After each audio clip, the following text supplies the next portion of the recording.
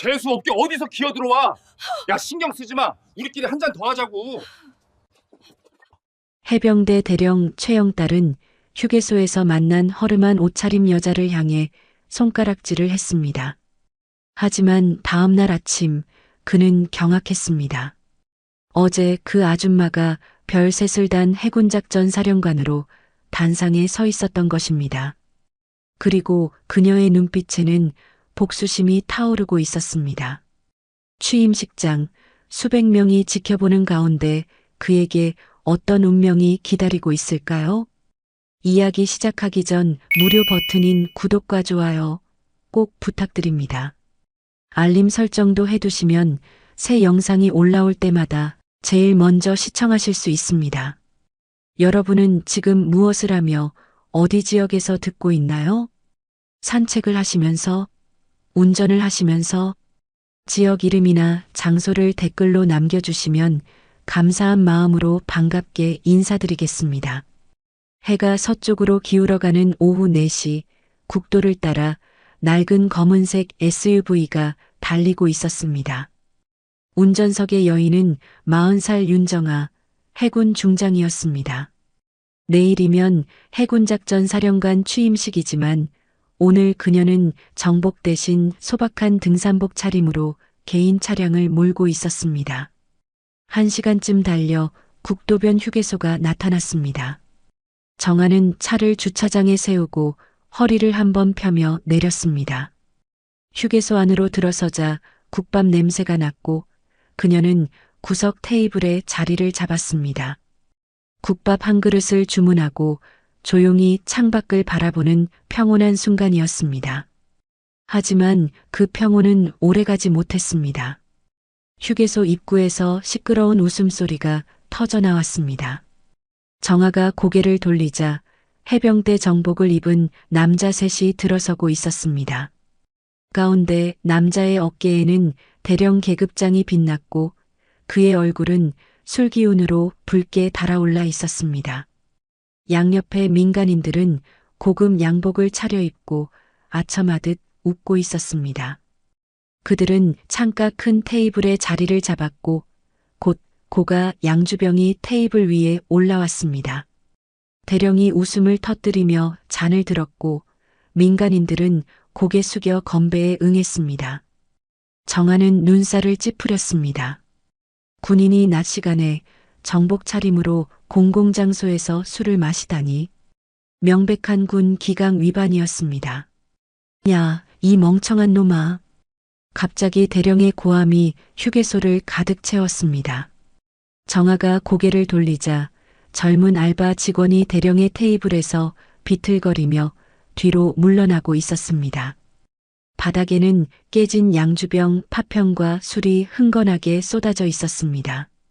대령은 벌떡 일어나 알바의 멱살을 움켜쥐었습니다. 내가 지금 뭘 한 거야? 이게 얼마짜리인 줄 알아? 알바 직원은 대학생처럼 보였고 얼굴이 공포로 하얗게 질려 있었습니다. 그의 손이 떨리고 있었습니다. 죄송합니다, 대령님. 제가 실수라고? 대령이 알바의 멱살을 더 세게 잡아당겼습니다. 알바의 발이 바닥에서 살짝 떨어질 정도였습니다. 내 놈이 입은 옷이 군복이었으면 영창이 아니라 목숨을 잃었을 거야. 정아의 손가락이 숟가락을 쥔 채 떨렸습니다.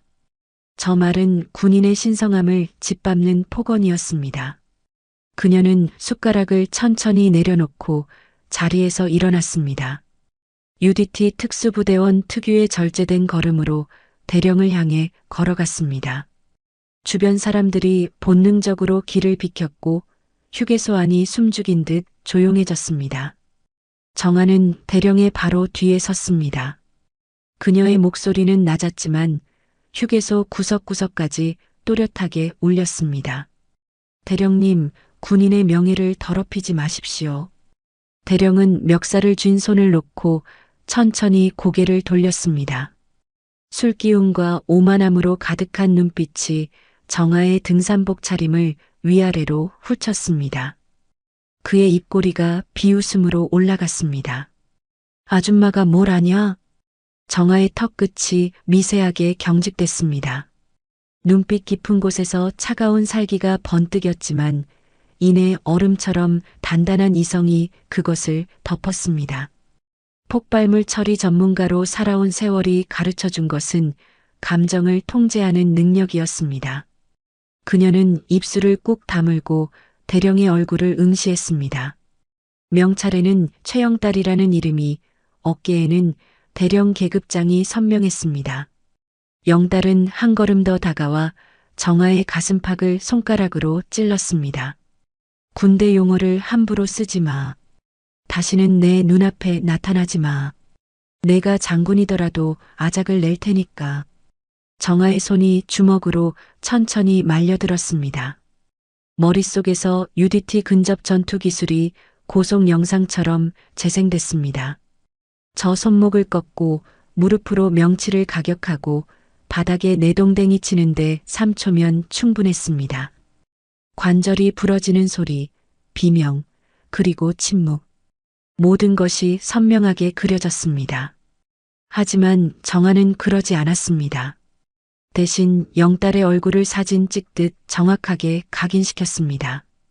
치켜세운 턱, 술로 흐려진 눈동자, 입꼬리에 걸린 비웃음, 목덜미의 땀방울까지 전부 기억했습니다.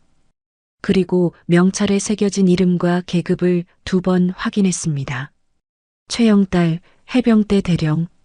다시는 제 명예를 더럽히지 못하게 될 겁니다. 정아의 목소리는 낮았지만 그 속에는 절대 영도처럼 차가운 경고가 담겨 있었습니다. 영달은 코웃음을 치며 손을 거두었고 정아는 더 이상 그를 보지 않고 몸을 돌렸습니다. 그녀의 발걸음은 여전히 절제되어 있었지만 등 뒤로는 분노의 파장이 소리 없이 퍼지고 있었습니다. 정아는 휴게소를 나섰습니다. 주차장으로 향하는 길에 그녀의 시선이 우연히 휴게소 건물 뒤편으로 향했습니다. 영달의 부하로 보이는 젊은 장교 한 명이 민간인 양복 차림의 남자와 대화하고 있었습니다. 정아는 본능적으로 발걸음을 늦추고 건물 모서리에 몸을 숨겼습니다. 민간인이 검은 서류 봉투를 꺼내 장교에게 건넸습니다. 장교는 재빨리 주변을 살핀 뒤 그것을 제복 안으로 집어넣었습니다. 2사람은 악수를 나누고 각자의 차로 향했습니다. 정아는 핸드폰을 꺼내 조심스럽게 연속 촬영 버튼을 눌렀습니다. 셔터음 없이 여러 장의 사진이 저장됐습니다. 차에 올라탄 정아는 핸들을 잡은 채 잠시 멈춰 있었습니다. 가슴속에서 무언가가 들끓고 있었습니다. 분노였습니다. 하지만 단순한 분노가 아니었습니다. 그것은 2년 동안 가슴 깊은 곳에 묻어뒀던 응어리진 슬픔과 복수심이 뒤섞인 감정이었습니다. 정아의 시선이 조수석에 놓인 취임사 원고로 향했습니다. 며칠 밤을 고심해서 쓴 평화롭고 희망적인 내용이었습니다. 해군의 미래, 화합과 개혁, 명예로운 전통, 아름다운 단어들이 가득했습니다. 하지만 지금 그녀의 가슴 속에는 평화가 아닌 분노가 타오르고 있었습니다. 정아는 원고를 집어들었습니다. 그리고 천천히 한 장 한 장 찍기 시작했습니다. 종이가 찢어지는 소리가 파열음처럼 차 안을 가득 채웠습니다. 찢어진 종이 조각들이 조수석 바닥으로 떨어졌습니다. 흰 눈송이처럼 쌓여가는 파편들 위로 정아의 그림자가 어둡게 드리워졌습니다. 강철의 닻을 내릴 시간이야. 정아는 시동을 걸었습니다. 차는 휴게소를 빠져나와 다시 국도 위를 달리기 시작했습니다. 석양이 그녀의 차를 따라오고 있었고 그 붉은 빛은 마치 내일 펼쳐질 폭풍을 예고하는 것 같았습니다. 창밖으로 풍경이 빠르게 지나갔습니다. 들판, 산, 하늘. 모든 것이 평화로워 보였습니다. 하지만 정아의 눈빛은 평화롭지 않았습니다. 그녀의 눈 속에는 최영딸의 얼굴이 선명하게 새겨져 있었고 그 옆으로 2년 전 사라진 남편의 얼굴이 겹쳐 보였습니다. 집으로 돌아오는 길은 길었습니다. 해가 완전히 지고 어둠이 내렸습니다. 정아는 차고에 차를 세우고 현관문을 열고 들어섰습니다. 고요한 집안, 그녀는 거실 소파에 앉아 핸드폰을 꺼냈습니다. 오늘 찍은 사진들을 하나씩 확인했습니다. 최영딸의 얼굴, 뇌물수수 장면, 차량 번호판. 정아는 사진들을 안전한 클라우드 서버에 백업했습니다. 그리고 핸드폰을 내려놓고 눈을 감았습니다. 가슴속에서 무언가가 천천히 하지만 확실하게 타오르기 시작했습니다. 내일이면 모든 것이 시작될 것이었습니다. 해군작전 사령관 취임식, 수백 명의 장성과 장교들이 모인 자리, 그리고 그 자리에는 최영달도 있을 것이었습니다. 정아는 입술을 꾹 다물었습니다. 눈을 떴을 때 그녀의 눈빛은 강철처럼 단단했습니다. 기억해두겠습니다. 최영달 대령. 당신이 건드린 게 누구인지 내일 알게 될 겁니다. 밤이 깊어갔습니다. 해군작전 사령부에서는 내일 취임식을 위한 마지막 점검이 한창이었습니다. 대회실에 의자가 정렬되고 단상에 마이크가 설치되고 태극기와 해군기가 걸렸습니다. 모든 것이 준비되고 있었습니다. 하지만 아무도 몰랐습니다. 그 취임식이 단순한 행사가 아닌 한 여자의 복수가 시작되는 무대가 될 거라는 것을. 새벽 5시 정아는 잠에서 깼습니다. 어젯밤 제대로 잠들지 못했습니다. 눈을 감을 때마다 최영딸의 오만한 얼굴이 떠올랐고 그 손가락이 자신의 가슴팍을 찌르는 감촉이 생생했습니다. 정아는 침대에서 일어나 거실로 향했습니다. 창밖은 아직 어두웠지만 동쪽 하늘 끝자락이 희미하게 밝아오고 있었습니다. 정아는 소파에 앉아 노트북을 켰습니다. 화면이 밝아지자 그녀는 저장해둔 폴더를 열었습니다. 어제 휴게소에서 찍은 사진들이 나타났습니다. 최영딸의 얼굴, 뇌물수수 장면, 차량 번호판. 정아는 사진들을 하나씩 확대하며 꼼꼼히 확인했습니다. 증거로 쓰기에 충분했습니다. 하지만 그것만으로는 부족했습니다. 정아는 알고 있었습니다. 저 사진들은 최영딸 개인의 비리를 입증할 수는 있어도 그 배후에 있는 더 큰 조직을 건드릴 수는 없다는 것을. 2년 전 남편이 죽었을 때 그녀는 직감했습니다. 남편의 죽음이 단순한 사고가 아니라는 것을. 그리고 그 뒤에는 군 내부에 거대한 카르텔이 있다는 것을. 정아는 노트북을 덮고 일어났습니다. 침실로 들어가 옷장을 열었습니다. 옷장 깊숙한 곳, 겨울 코트 뒤편에 낡은 나무 상자가 숨겨져 있었습니다. 정아는 상자를 꺼내 바닥에 내려놓고 천천히 뚜껑을 열었습니다. 상자 안에는 남편의 유품이 담겨 있었습니다. UDT 훈련복, 빛바랜 군번줄, 특수 나이프, 그리고 파손된 군용 태블릿 PC. 정아는 태블릿을 조심스럽게 꺼내 들었습니다. 화면에는 금이 가 있었고 모서리 부분이 깨져 있었습니다. 남편이 마지막으로 임무를 나갔던 그날 폭발 현장에서 발견된 것이었습니다. 군에서는 이 태블릿을 유품으로 돌려주면서 데이터가 완전히 손상되어 복구가 불가능하다고 말했습니다. 하지만 정아는 알고 있었습니다. 남편이 중요한 데이터를 저장할 때는 항상 특수 암호화 방식을 사용했다는 것을. 그리고 그 암호를 푸는 방법은 오직 두 사람만 알고 있었습니다. 남편과 그의 아내인 자신. 정아는 태블릿 뒷면을 살폈습니다. 배터리 커버 옆에 작은 홈이 있었습니다. 그녀는 손톱으로 그 홈을 눌렀고 작은 틈이 열리며 숫자 패드가 나타났습니다. 6자리 숫자. 정아는 잠시 망설이다가 남편의 군번 뒷자리와 두 사람이 처음 만난 날짜를 조합한 숫자를 입력했습니다. 삐소리와 함께 태블릿이 켜졌습니다. 화면이 깜빡이더니 암호화된 파일 하나가 나타났습니다. 파일명은 작전일지 최종이었습니다. 정아의 손가락이 화면 위에서 멈췄습니다. 가슴이 두근거렸습니다. 2년 동안 열어보지 못했던 파일이었습니다. 암호 해독 전문가가 아니면 열 수 없는 파일이었습니다. 정아는 노트북을 다시 켰습니다. 그리고 저장해둔 연락처 중 하나를 찾았습니다. 진수역 합참조사본부 암호해독 장교 33살 소령. 남편의 후배였고 정아가 신뢰할 수 있는 몇 안 되는 사람 중 하나였습니다. 정아는 보안 화상 통신 프로그램을 실행했습니다. 몇 번의 신호음 후 화면에 젊은 장교의 얼굴이 나타났습니다. 수혁은 안경을 고쳤으며 놀란 표정을 지었습니다. 장군님? 이 시간에 무슨 일이십니까? 수혁아, 미안해. 급한 일이 생겼어. 파일 하나 보낼게. 해독 가능하겠어? 정아는 태블릿을 노트북에 연결하고 파일을 전송했습니다. 수혁은 화면으로 파일을 확인하더니 미간을 찌푸렸습니다. 이건 군사급 3중 암호화 방식입니다. 상당히 고난도인데요.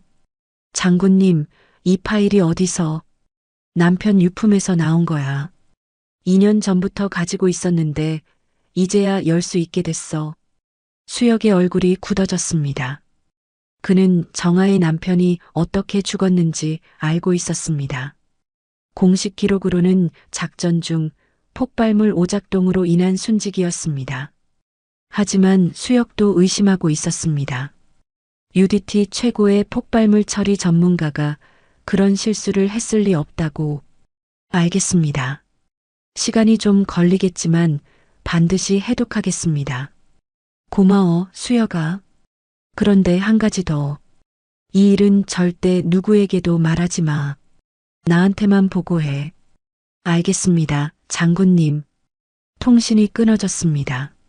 정아는 태블릿을 다시 상자에 넣고 뚜껑을 덮었습니다. 하지만 상자를 원래 자리에 놓지 않고 책상 서랍 깊은 곳에 넣었습니다. 오늘 밤 수혁에게서 연락이 올 것이었습니다. 그리고 그 파일 안에는 남편의 죽음에 대한 진실이, 그리고 최영달과 연결된 무언가가 있을 것이었습니다. 시계를 보니 6시였습니다. 취임식은 오전 10시에 시작될 예정이었습니다. 정아는 샤워를 하고 정복을 꺼냈습니다. 해군 중장 정복, 가슴에는 수많은 훈장이 달려 있었고 어깨에는 삼성이 빛나고 있었습니다. 정아는 정복을 침대 위에 펼쳐놓고 한참 동안 바라봤습니다. 이 정복을 입은 순간부터 그녀는 더 이상 개인이 아니었습니다. 해군을 대표하는 장군이었고 수많은 장병의 책임을 짊어진 지휘관이었습니다. 하지만 오늘만큼은 달랐습니다. 오늘 그녀는 이 정복을 입고 개인적인 복수를 시작할 것이었습니다. 정아는 정복을 입고 거울 앞에 섰습니다. 거울 속 여자는 강인해 보였습니다. 흔들림 없는 눈빛, 굳게 담은 입술, 곧게 편 어깨. 하지만 정아는 알고 있었습니다.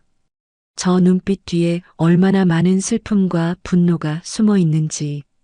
오늘부터 시작이야. 정아는 거울 속 자신에게 속삭였습니다. 그리고 관모를 집어들어 머리에 썼습니다. 마지막으로 허리춤에 삼정검을 찼습니다. 칼집이 허리띠에 걸리는 소리가 묵직하게 울렸습니다. 오전 9시 정아는 차를 몰고 해군작전 사령부로 향했습니다. 평소와 달리 운전병을 부르지 않고 혼자 운전했습니다. 사령부 정문을 지날 때 보초병들이 거수 경례를 했습니다. 정아는 답례하며 천천히 차를 몰아 주차장에 세웠습니다. 차에서 내린 정아는 사령부 건물을 올려다봤습니다. 5층짜리 육중한 건물이었고 옥상에는 태극기와 해군기가 나란히 펄럭이고 있었습니다. 건물 입구에는 취임식을 알리는 현수막이 걸려 있었습니다. 제35대 해군작전 사령관 취임식. 정하는 건물 안으로 들어갔습니다. 복도를 지나는 장교들이 그녀를 보고 경례를 했습니다. 정하는 담례하며 걸어갔습니다. 3층 대회실 앞에 도착했을 때 이미 많은 사람들이 모여 있었습니다. 해군과 해병대 고위 장성들, 참모들, 그리고 주요 부대장들, 수백 명이 넘는 인원이었습니다. 정하가 대회실 뒤편 대기실로 들어가자 의전팀 장교가 다가왔습니다. 장군님, 준비되셨습니까? 10분 후 입장하시면 됩니다. 알겠네. 정하는 대기실 창문으로 대회실을 내려다봤습니다. 무대 중앙에는 연단이 있었고 그 앞으로 의자들이 빼곡히 늘어서 있었습니다. 첫 줄에는 별셋, 별둘을 단 장군들이 앉아 있었고 그 뒤로 대령, 중령들이 자리를 채우고 있었습니다. 정하의 시선이 멈췄습니다. 오른쪽에서 네 번째 줄, 통로 쪽 자리에 최영딸이 앉아 있었습니다. 해병대 정복을 말끔하게 차려입고 동료들과 담소를 나누며 웃고 있었습니다. 어제 휴게소에서 보였던 그 오만한 표정 그대로였습니다. 정하의 손이 주먹으로 쥐어졌습니다. 하지만 곧 이완됐습니다. 그녀는 심호흡을 하고 눈을 감았습니다. 감정을 통제했습니다. 지금은 분노할 때가 아니었습니다. 지금은 냉철해야 했습니다. 장군님, 입장하시겠습니다. 의전팀 장교의 목소리가 들렸습니다. 정하는 눈을 뜨고 고개를 끄덕였습니다. 대기실 문이 열렸고 정하는 복도로 나섰습니다. 대회실 뒷문이 보였습니다. 문 앞에 2명의 의장병이 도열해 있었습니다. 정하가 다가가자 의장병들이 일제히 경례를 했습니다. 정하는 담례했습니다. 그리고 문 앞에 섰습니다. 문 너머로 웅성거리는 소리가 들렸습니다. 수백 명의 사람들이 그녀를 기다리고 있었습니다. 의전팀 장교가 작은 무전기에 대고 속삭였습니다. 입장 준비 완료. 대회실 안에서 사회자의 목소리가 확성기를 통해 울려 퍼졌습니다. 제35대 해군작전 사령관 윤정아 중장님 입장하십니다. 전원 기립 거수경례. 우르르 하는 소리와 함께 수백 명이 일제히 일어섰습니다. 의장병들이 대회실 문을 활짝 열었습니다. 눈부신 조명이 복도로 쏟아져 들어왔습니다. 정하는 한 걸음 내디뎠습니다. UDT 특수부대원 특유의 절도 있는 걸음으로 그녀는 대회실 중앙 통로를 걸어갔습니다. 양옆으로 도열한 장교들의 경례가 이어졌습니다. 구두굽이 바닥을 두드리는 소리만이 고요한 대회실에 울렸습니다. 정하는 연단을 향해 걸었습니다.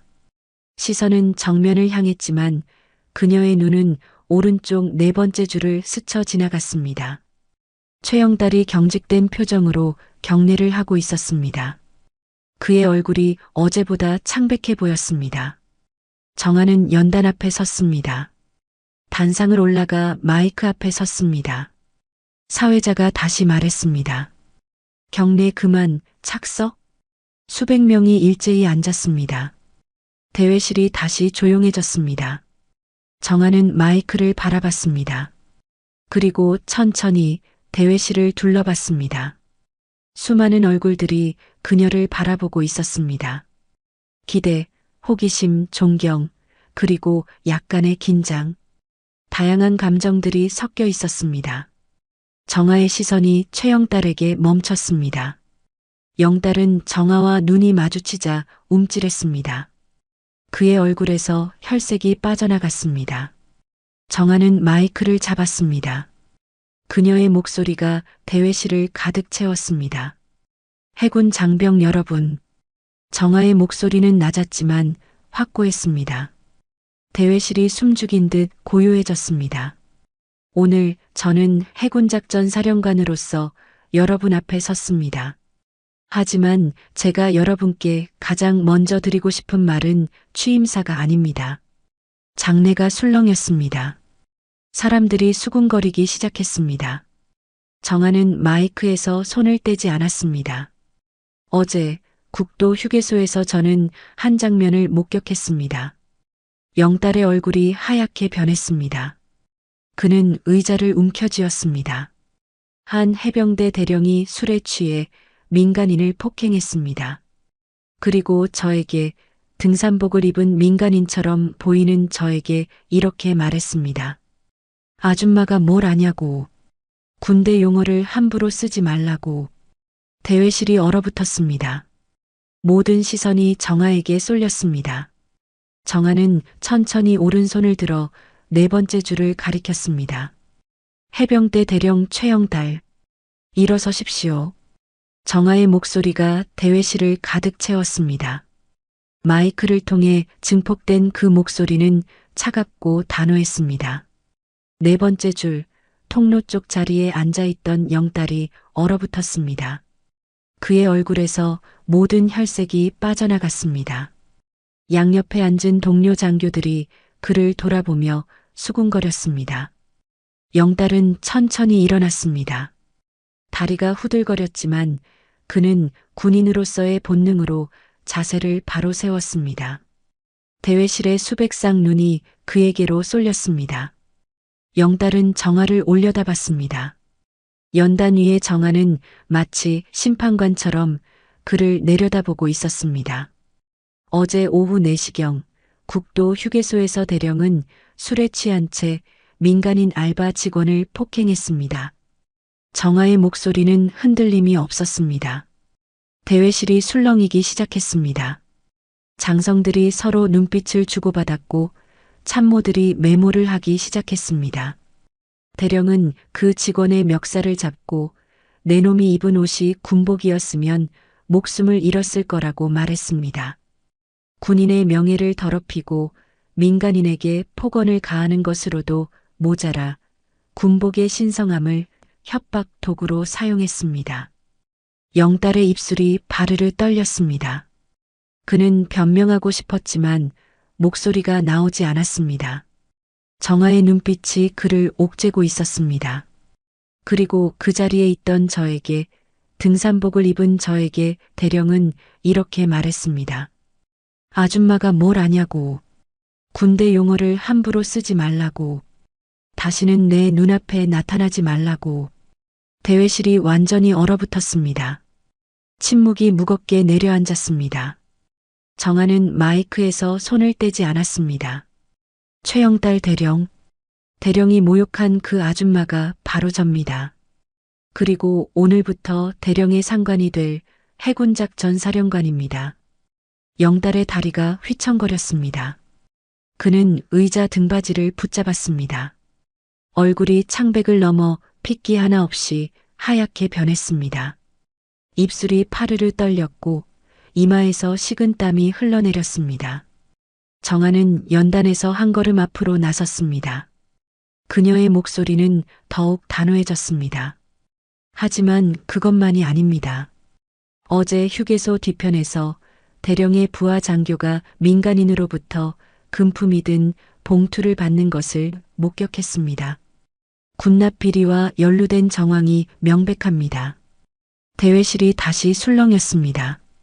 이번에는 더욱 크게, 더욱 격하게 웅성거렸습니다. 영달의 얼굴이 창백함에서 붉은색으로 변했습니다. 당황과 분노가 뒤섞인 표정이었습니다. 장군님, 그건 오해입니다. 저는 영달이 외쳤습니다. 하지만 정아는 손을 들어 그의 말을 제지했습니다. 대령, 변명은 감찰실에서 하십시오. 합참 헌병대. 정아의 목소리가 날카롭게 울렸습니다. 대회실 뒷문이 열리며 헌병대 장교 4명이 일제히 입장했습니다. 그들은 검은색 완장을 차고 권총을 차고 있었습니다.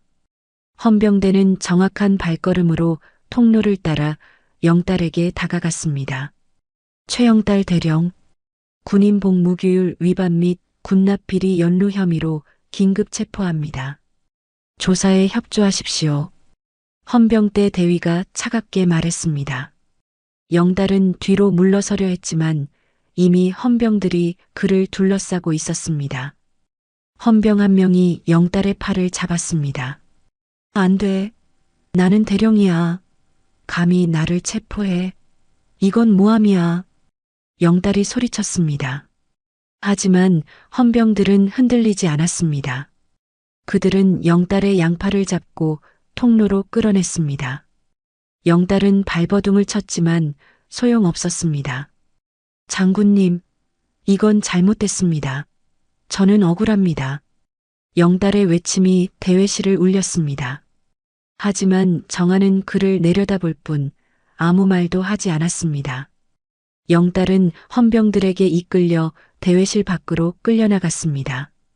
뒷문이 닫히면서 영달의 목소리가 점점 멀어져 갔습니다. 대회실은 충격에 빠졌습니다.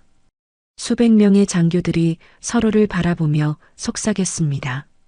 취임식 첫날에 그것도 취임사 대신 현장 체포가 이루어진 것입니다. 전례 없는 일이었습니다. 정아는 마이크 앞에 다시 섰습니다. 대회실이 천천히 조용해졌습니다.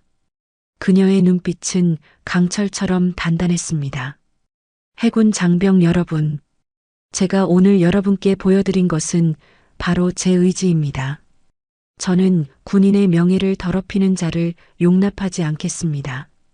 계급이 높든 낮든 부대가 어디든 비리와 부정은 반드시 척결하겠습니다. 정아의 목소리는 대회실 구석구석까지 울려 퍼졌습니다. 장교들의 표정이 긴장으로 굳어졌습니다. 어떤 이들은 두려움을, 어떤 이들은 존경을, 어떤 이들은 경계를 눈빛에 담고 있었습니다. 계급장은 권력이 아닙니다. 책임입니다. 우리는 국민의 생명과 안전을 지키는 군인입니다. 그 명예를 지키지 못하는 자는 이 자리에 있을 자격이 없습니다. 정아는 잠시 침묵했습니다. 그리고 천천히 대회실을 둘러봤습니다. 그녀의 시선이 닿는 곳마다 장교들이 고개를 숙였습니다. 이것이 제 취임사입니다. 감사합니다. 정아는 마이크에서 손을 떼고 경례를 했습니다. 대회실의 모든 장교들이 일제히 일어나 답례했습니다. 우레와 같은 박수 소리가 터져 나왔습니다. 하지만 그 박수 소리 속에는 존경만이 아닌 두려움과 긴장도 섞여 있었습니다. 취임식이 끝났습니다. 정아는 연단을 내려와 대회실을 빠져나왔습니다. 복도로 나서자 의전팀 장교가 다가왔습니다. 장군님, 집무실로 안내하겠습니다.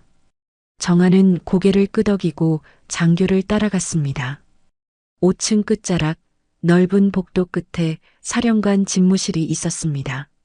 문패에는 해군작전 사령관 윤정아 중장이라고 새로 새겨진 글씨가 빛나고 있었습니다. 장교가 문을 열었습니다. 넓은 집무실이 나타났습니다. 창문 너머로 바다가 보였고 책상 뒤편 벽에는 태극기와 해군기가 걸려 있었습니다. 정아는 집무실 안으로 들어가 천천히 둘러봤습니다. 필요하신 게 있으시면 언제든 연락 주십시오. 의전팀 장교가 경례를 하고 물러났습니다. 문이 닫히고 정아는 혼자 남았습니다. 그녀는 창가로 걸어가 바다를 바라봤습니다. 파도가 부서지고 갈매기가 날아다니고 있었습니다. 정아는 심호흡을 했습니다. 가슴 속에서 무언가가 풀리는 느낌이었습니다. 최영달을 체포했습니다. 첫 번째 응징을 완수했습니다. 하지만 이것은 시작일 뿐이었습니다. 영달은 말단이었습니다. 그 뒤에는 더 큰 조직이, 더 큰 악이 숨어 있었습니다. 정아는 책상으로 돌아와 앉았습니다. 서랍을 열고 핸드폰을 꺼냈습니다. 보안 메시지가 하나 와 있었습니다. 진수역 소령이었습니다. 장군님, 파일 해독 완료했습니다. 긴급 면담 요청합니다. 정아는 즉시 답장을 보냈습니다. 오늘 저녁 9시 내 집으로 와라. 절대 누구에게도 말하지 마. 알겠습니다. 정아는 핸드폰을 내려놓고 창밖을 다시 바라봤습니다. 해가 중천에 떠 있었습니다. 오후 내내 인사와 보고가 이어질 것이었습니다. 하지만 정아의 머릿속은 이미 저녁 9시로 달려가고 있었습니다.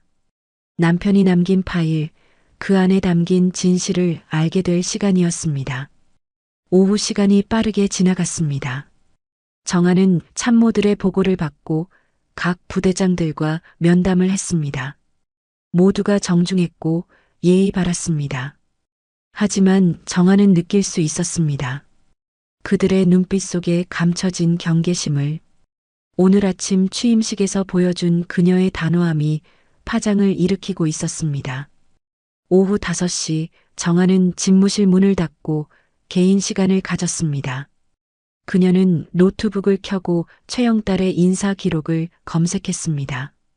화면에 그의 경력이 나타났습니다. 해병대 보병 장교로 시작해서 인사부서로 옮겨간 기록이 있었습니다. 특이한 점은 최근 3년간 인사운영 처장을 맡고 있다는 것이었습니다. 인사운영, 그것은 보직 배치와 승진을 관리하는 핵심 자리였습니다. 정아는 더 깊이 파고들었습니다.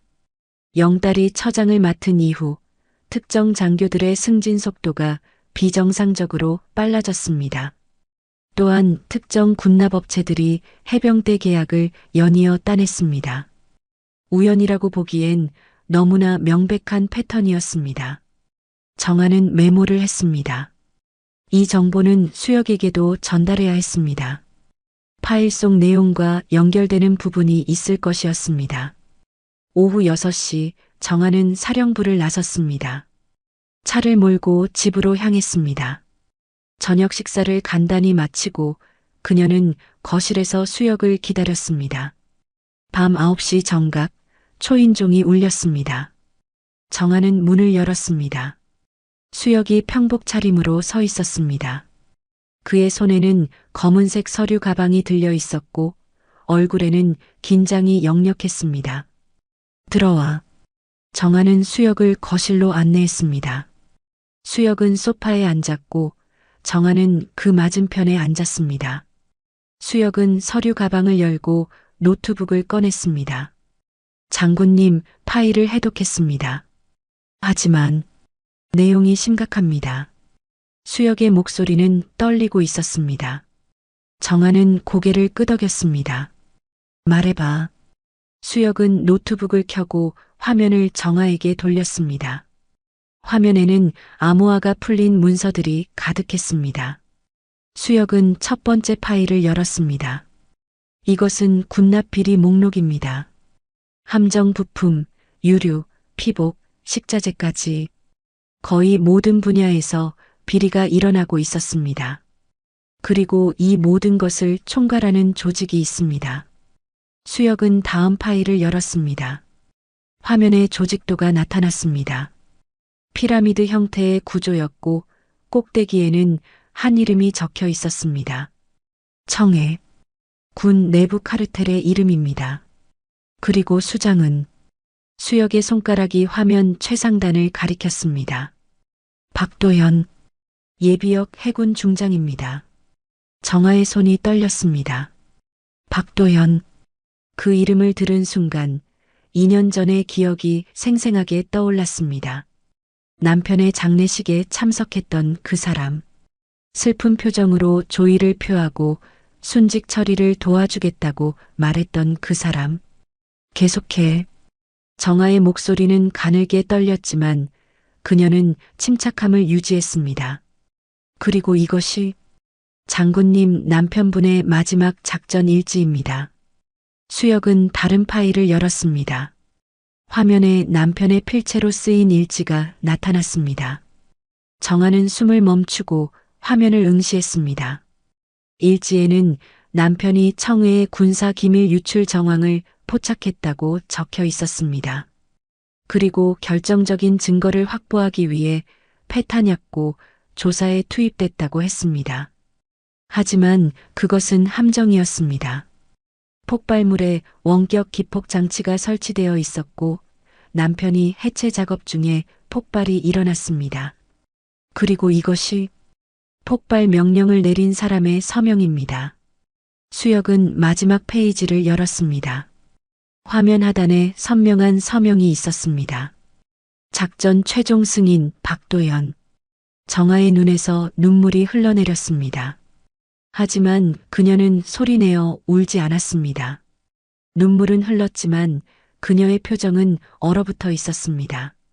수혁아. 정아의 목소리는 얼음처럼 차가웠습니다. 이 자료 안전하게 보관해.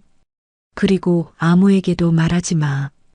때가 되면 내가 직접 움직일 거야. 알겠습니다, 장군님. 수혁은 노트북을 덮고 가방에 넣었습니다. 그는 조심스럽게 일어났습니다. 장군님, 조심하십시오. 청해는 생각보다 훨씬 거대합니다. 그들은 알아. 하지만 나는 물러서지 않아. 내 남편의 명예를, 그리고 이 군대의 명예를 되찾을 거야. 수혁은 고개를 숙이고 집을 나섰습니다. 정아는 혼자 거실에 남았습니다. 그녀는 창밖을 바라봤습니다. 밤하늘에 별이 빛나고 있었습니다. 정아는 주먹을 쥐었습니다. 박도연. 이제 그 이름을 알았습니다. 남편을 죽인 자의 이름을. 그리고 그가 이끄는 조직의 실체를. 기다려, 박도연. 이제 내가 당신을 향해 간다.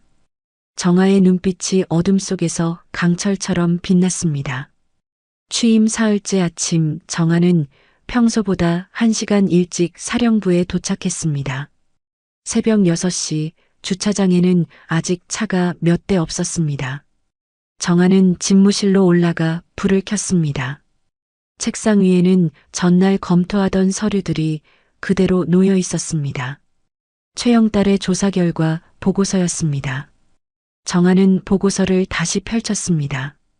영달의 비리 규모가 생각보다 컸습니다. 3년간 군납업체로부터 받은 뇌물이 억 단위였고 그 대가로 부실 부품을 납품받아 여러 부대에 배치했습니다. 일부 장비는 훈련 중 고장이 나서 인명사고로 이어질 뻔한 경우도 있었습니다.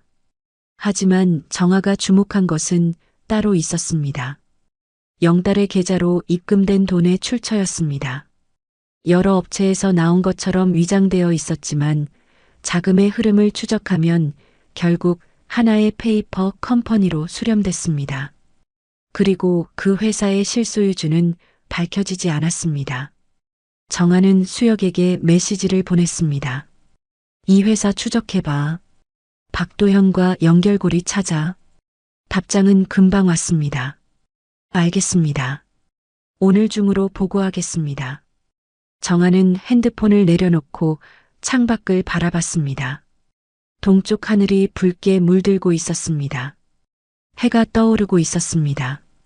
새로운 하루가 시작되고 있었지만 정아의 머릿속은 복수심으로 가득했습니다. 박도연. 그 이름 하나가 모든 것을 삼켜버리고 있었습니다. 오전 8시 참모들이 하나둘 출근하기 시작했습니다. 정하는 일과 회의를 주재했습니다. 각 부서장들이 보고를 했고 정하는 지시를 내렸습니다. 모든 것이 순조로워 보였습니다. 하지만 정하는 느낄 수 있었습니다. 참모들의 눈빛에 숨겨진 불안을. 영달의 체포 이후 사령부 분위기가 달라졌습니다. 모두가 조심스러워했고 말을 아꼈습니다. 회의가 끝나고 참모들이 물러났습니다. 정아는 혼자 집무실에 남아 다음 일정을 확인하고 있었습니다. 바로 그때 비서실 대위가 노크를 하고 들어왔습니다. 장군님, 예비역 박도연 전 중장님께서 면담을 요청하셨습니다. 정아의 손이 멈췄습니다. 박도연, 직접 찾아온다는 것입니까? 정아의 심장이 빠르게 뛰었습니다. 하지만 그녀는 표정을 굳히지 않았습니다. 언제? 오늘 저녁 7시 시내 모처의 식당을 예약하셨다고 합니다. 예비역 고위 장성 몇 분과 함께 만찬을 하시면서 장군님을 초대하고 싶다고 하십니다. 정아는 잠시 생각했습니다. 이것은 함정일 수도 있었습니다. 박도연이 직접 나선다는 것은 영달의 체포가 그만큼 큰 파장을 일으켰다는 뜻이었습니다. 아마 정화를 압박하거나 회유하려는 시도일 것이었습니다. 하지만 정화는 거절할 생각이 없었습니다. 오히려 이것은 기회였습니다. 박도연을 직접 만나 그의 반응을 살필 수 있는 기회였습니다. 그리고 무엇보다 남편을 죽인 그 남자의 얼굴을 똑똑히 보고 싶었습니다. 수락한다고 전해. 7시에 가겠다고. 알겠습니다, 장군님. 대위가 경례하고 물러났습니다. 정화는 다시 혼자 남았습니다. 그녀는 책상 서랍을 열고 남편의 사진을 꺼냈습니다. 작은 액자에 담긴 사진이었습니다. 남편이 UDT 훈련복을 입고 환하게 웃고 있었습니다. 오늘 밤 당신을 죽인 자를 직접 만나게 될 거야. 정화는 사진에 대고 속삭였습니다. 그녀의 목소리는 떨리지 않았지만 손가락은 액자 모서리를 세게 움켜쥐고 있었습니다. 손톱 밑이 하얗게 질릴 정도로. 오후 시간이 빠르게 흘렀습니다. 오후 5시 수혁에게서 메시지가 왔습니다. 페이퍼 컴퍼니 추적 완료. 실소유주는 박도연의 처남으로 확인됐습니다. 자세한 자료는 암호화해서 발송했습니다. 정화는 노트북을 열고 수혁이 보낸 파일을 확인했습니다. 복잡한 자금 흐름도가 나타났습니다. 여러 계좌를 거쳐 세탁된 돈이 결국 박도연의 가족들에게 흘러들어간 것이 명백했습니다. 영달은 말단이었습니다. 진짜 거물은 박도연이었습니다. 정화는 파일을 안전하게 저장하고 노트북을 껐습니다. 그리고 시계를 봤습니다. 오후 6시였습니다. 만찬 장소로 가려면 서둘러야 했습니다. 정화는 사령부를 나와 차를 몰았습니다. 시내로 향하는 길은 퇴근 차량으로 붐볐습니다. 정화는 천천히 차를 몰며 생각을 정리했습니다. 오늘 밤은 감정을 드러내서는 안 됐습니다. 박도연에게 아직 자신이 진실을 모른다고 믿게 해야 했습니다. 저녁 7시 정각, 정화는 식당 앞에 도착했습니다. 시내 중심가에 위치한 고급 한정식 집이었습니다. 입구에는 벌써 몇 대의 고급 차량이 주차되어 있었습니다. 정화는 차에서 내려 식당 안으로 들어갔습니다. 직원의 안내를 받아 2층 프라이빗 룸으로 올라갔습니다. 문을 열자 넓은 방 안에 6명의 남자들이 앉아 있었습니다. 모두 예비역 장성들이었고 그들은 정화를 보고 일제히 일어났습니다. 가운데에 앉아있던 남자가 정화를 향해 걸어왔습니다. 58살의 박도연이었습니다. 그는 키가 크고 체격이 좋았으며 머리는 반백이었습니다. 얼굴에는 온화한 미소가 걸려 있었습니다. 마치 자상한 선배처럼 보였습니다. 하지만 정화는 알고 있었습니다. 저 미소 뒤에 얼마나 많은 악의가 숨어 있는지. 윤 중장, 어서 오게. 자네를 초대하게 돼서 영광이네.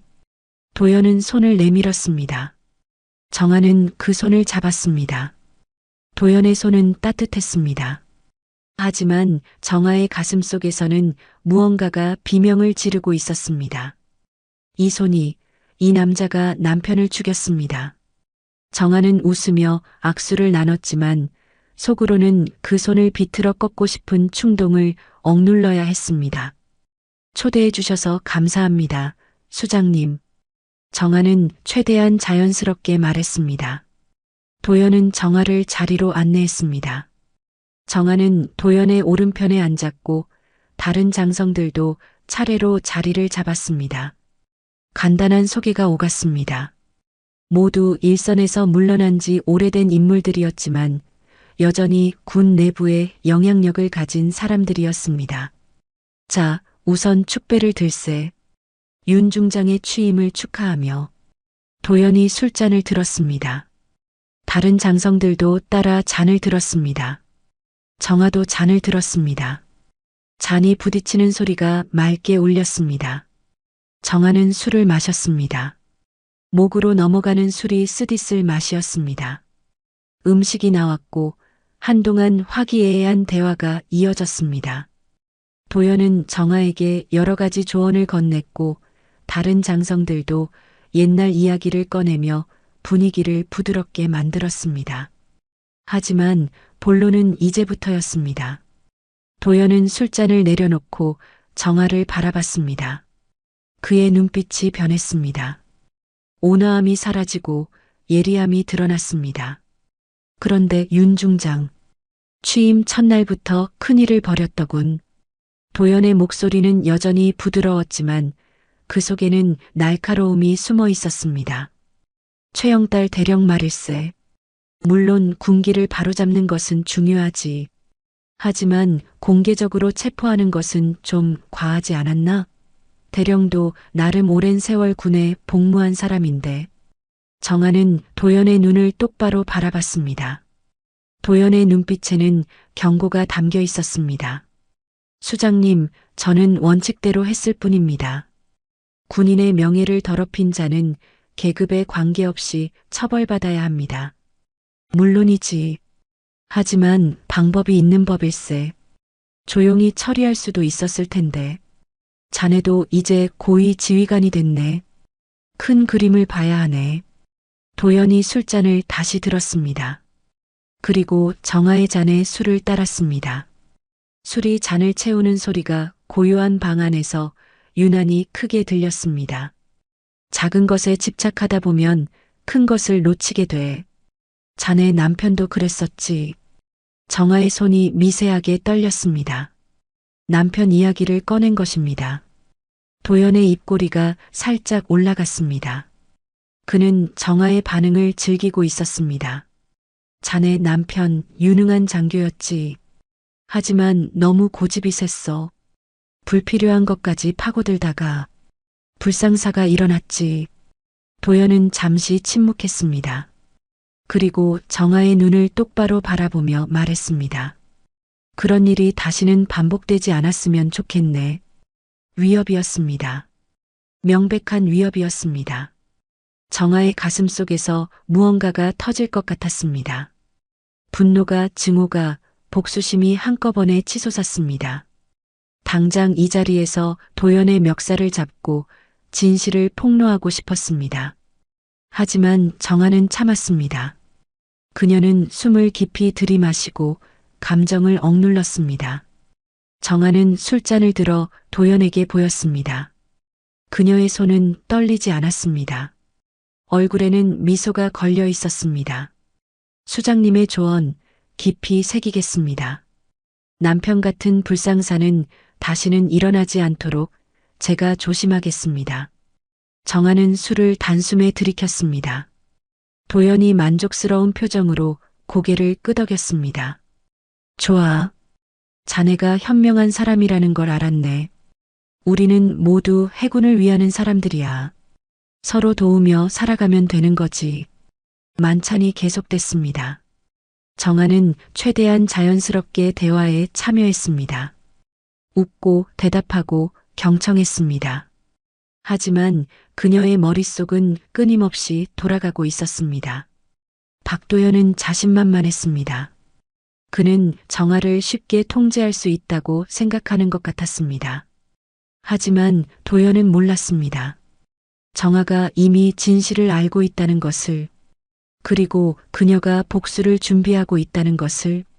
만찬이 끝난 것은 밤 9시였습니다. 정아는 도연과 악수를 나누고 식당을 나섰습니다. 차에 올라탄 정아는 한동안 핸들을 잡은 채 움직이지 않았습니다. 가슴속에서 분노가 폭발할 것 같았습니다.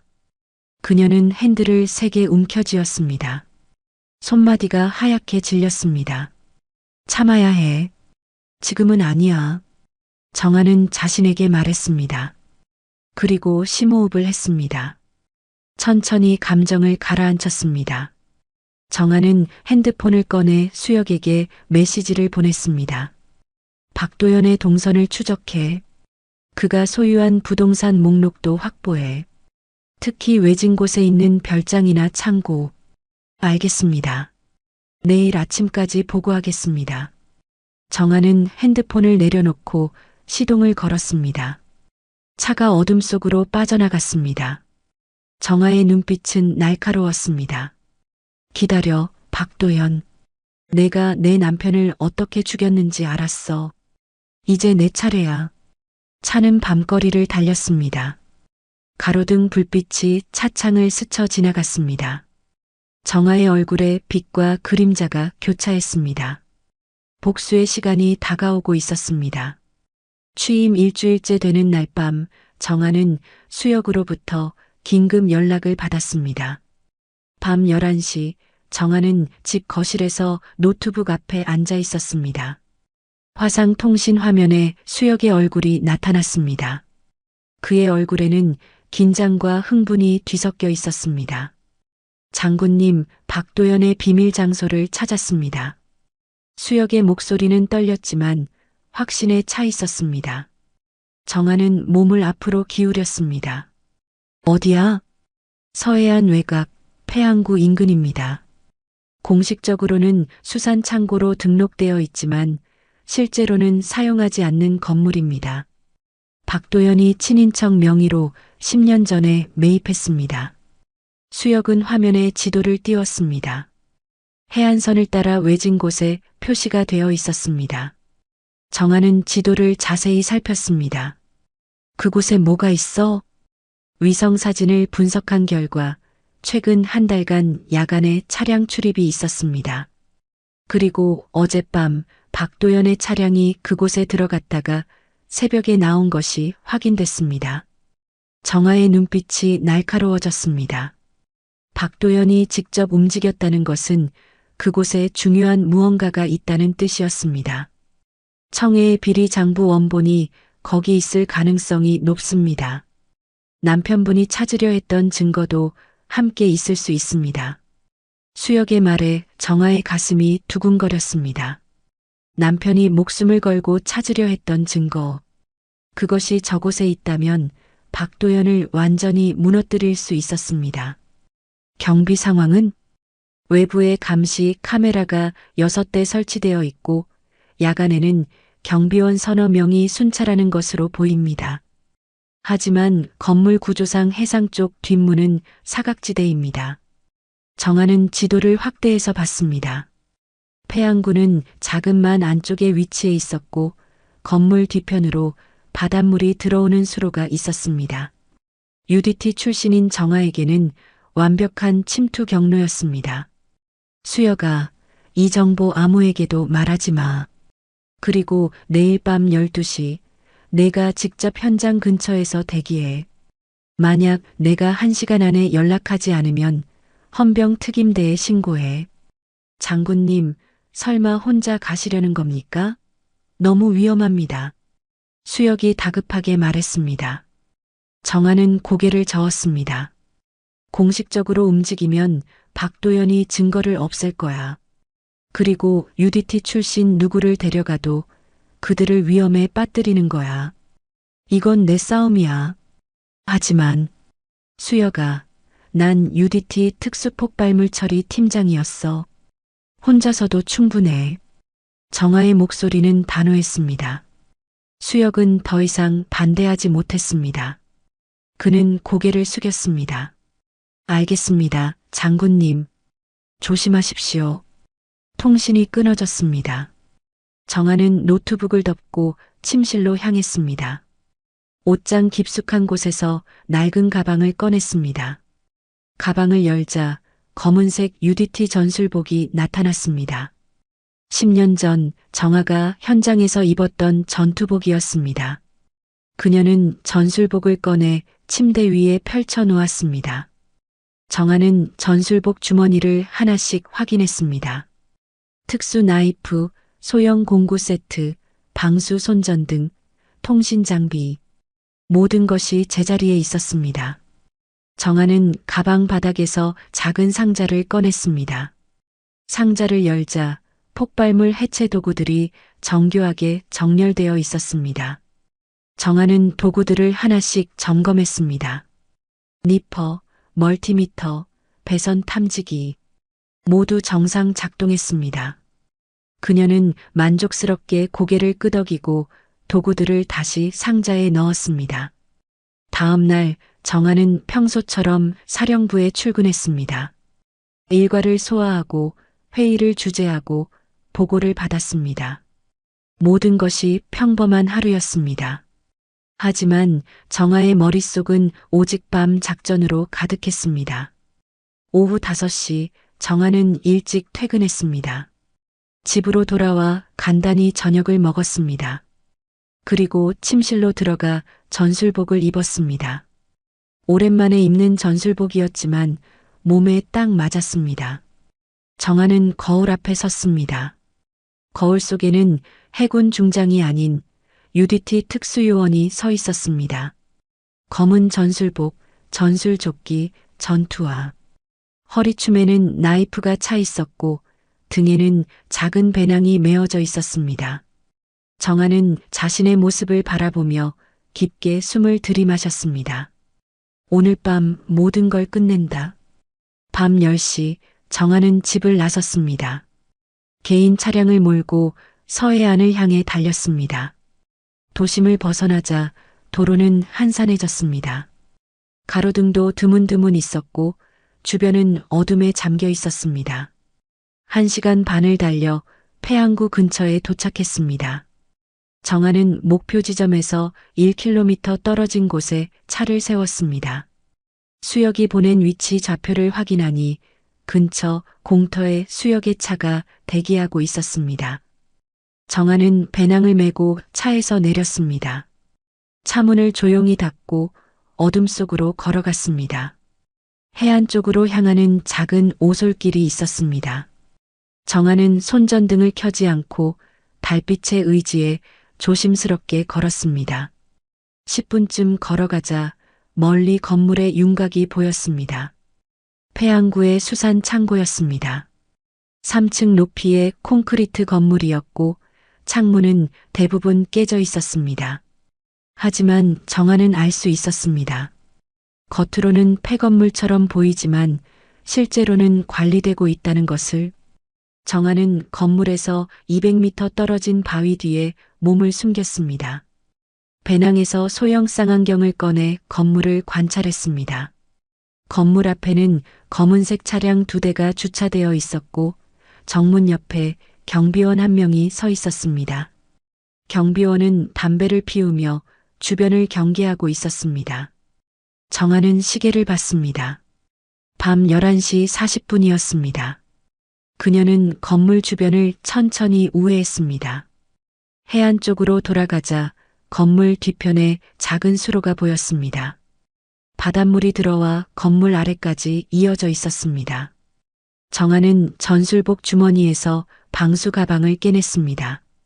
통신 장비와 폭발물 해체 도구를 방수 가방에 넣고 단단히 밀봉했습니다.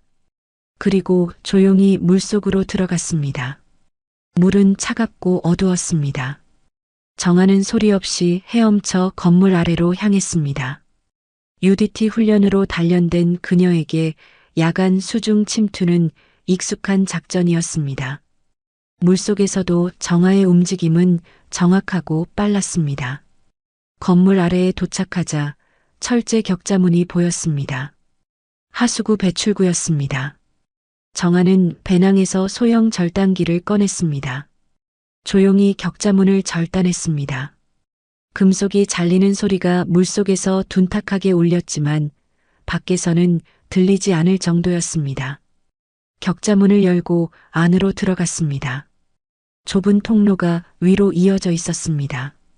정아는 통로를 따라 올라갔습니다. 통로 끝에 철제 덮개가 있었습니다. 정아는 조심스럽게 덮개를 밀었습니다. 삐걱거리는 소리와 함께 덮개가 열렸습니다. 정아는 밖으로 나왔습니다. 건물 내부였습니다. 어둡고 습한 지하 공간이었습니다. 정아는 방수 가방을 열고 소형 손전등을 꺼냈습니다. 붉은 필터를 씌운 손전등으로 주변을 비췄습니다. 오래된 상자들과 녹슨 장비들이 어지럽게 쌓여 있었습니다. 정아는 조심스럽게 움직이며 위층으로 향하는 계단을 찾았습니다. 계단을 올라가자 2층 복도가 나타났습니다. 복도는 길었고 양옆으로 여러 개의 문이 있었습니다. 정아는 문을 하나씩 확인했습니다. 대부분 비어 있거나 쓰레기가 쌓여 있었습니다. 하지만 복도 끝에 문 앞에 도착했을 때 정아는 멈췄습니다. 그 문에만 새 자물쇠가 걸려 있었습니다. 정아는 배낭에서 자물쇠 해체 도구를 꺼냈습니다. 10초도 안 돼서 자물쇠가 열렸습니다. 정아는 문을 조용히 밀고 안으로 들어갔습니다. 방 안은 깨끗했습니다. 먼지 하나 없었고 중앙에는 큰 금속 캐비닛이 놓여 있었습니다. 정아는 캐비닛에 다가갔습니다. 캐비닛 문에는 전자잠금 장치가 달려 있었습니다. 정아는 배낭에서 전자 해킹 장비를 꺼냈습니다. 장비를 잠금 장치에 연결하고 작동시켰습니다. 화면의 숫자들이 빠르게 지나갔습니다. 30초 후 삐 소리와 함께 잠금이 해제됐습니다. 정아는 캐비닛 문을 열었습니다. 안에는 여러 개의 파일 박스와 하드 드라이브가 정렬되어 있었습니다. 정아는 첫 번째 박스를 꺼내 열었습니다. 안에는 회계 장부들이 빼곡히 들어 있었습니다. 군납 계약서, 입금 내역, 뇌물 수수 기록, 모든 것이 명백하게 기록되어 있었습니다. 정아는 하드 드라이브도 확인했습니다. 레이블에는 청해 거래 내역이라고 적혀 있었습니다. 정아는 하드 드라이브를 배낭에 넣었습니다. 그리고 파일 박스들을 사진으로 찍었습니다. 바로 그때 복도에서 발소리가 들렸습니다. 정아는 즉시 손전등을 끄고 캐비닛 뒤로 몸을 숨겼습니다. 문이 열리며 불빛이 쏟아져 들어왔습니다. 이상하네, 분명 자물쇠가. 경비원의 목소리였습니다. 그는 방 안으로 들어와 주변을 살폈습니다. 정아는 숨을 죽였습니다. 경비원이 캐비닛 쪽으로 다가왔습니다. 정아는 움직였습니다. UDT 근접 전투 기술이 발동했습니다. 그녀는 경비원의 뒤로 돌아가 목을 제압했습니다. 경비원은 소리 한 번 지르지 못하고 기절했습니다. 정아는 경비원을 조용히 바닥에 눕혔습니다. 시간이 없었습니다. 정아는 배낭을 메고 방을 나섰습니다. 복도를 빠르게 지나 계단을 내려갔습니다. 지하로 돌아가 수로로 향했습니다.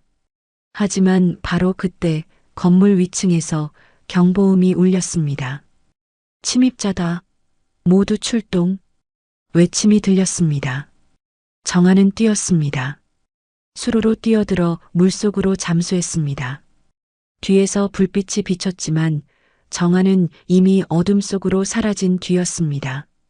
정아는 물속을 헤엄쳐 건물에서 벗어났습니다. 해안으로 올라와 숲속으로 달렸습니다. 뒤에서 고함 소리와 차량 시동 소리가 들렸지만 정아는 멈추지 않았습니다. 10분을 달려 주차한 곳에 도착했습니다. 정아는 차에 올라타 시동을 걸었습니다. 차가 어둠 속으로 빠져나갔습니다. 룸미러를 보니 멀리서 헤드라이트가 따라오고 있었습니다. 정아는 가속 페달을 밟았습니다. 차가 속도를 냈습니다. 국도로 진입해 시내를 향해 달렸습니다. 추격 차량은 점점 멀어졌고 결국 시야에서 사라졌습니다. 정아는 안전한 곳에 차를 세우고 배낭을 열었습니다. 하드 드라이브가 무사했습니다. 그녀는 핸드폰을 꺼내 수혁에게 메시지를 보냈습니다. 임무 완수. 증거 확보했다. 곧 답장이 왔습니다. 장군님 무사하셔서 다행입니다. 정아는 핸드폰을 내려놓고 하늘을 올려다봤습니다. 동쪽 하늘이 밝아오고 있었습니다. 새벽이 오고 있었습니다. 그리고 박도연의 몰락도 함께 다가오고 있었습니다. 증거를 확보한 다음 날 정아는 수혁과 함께 하드 드라이브를 분석했습니다. 수혁의 안전가옥에서 만난 두 사람은 노트북 화면 앞에 나란히 앉았습니다.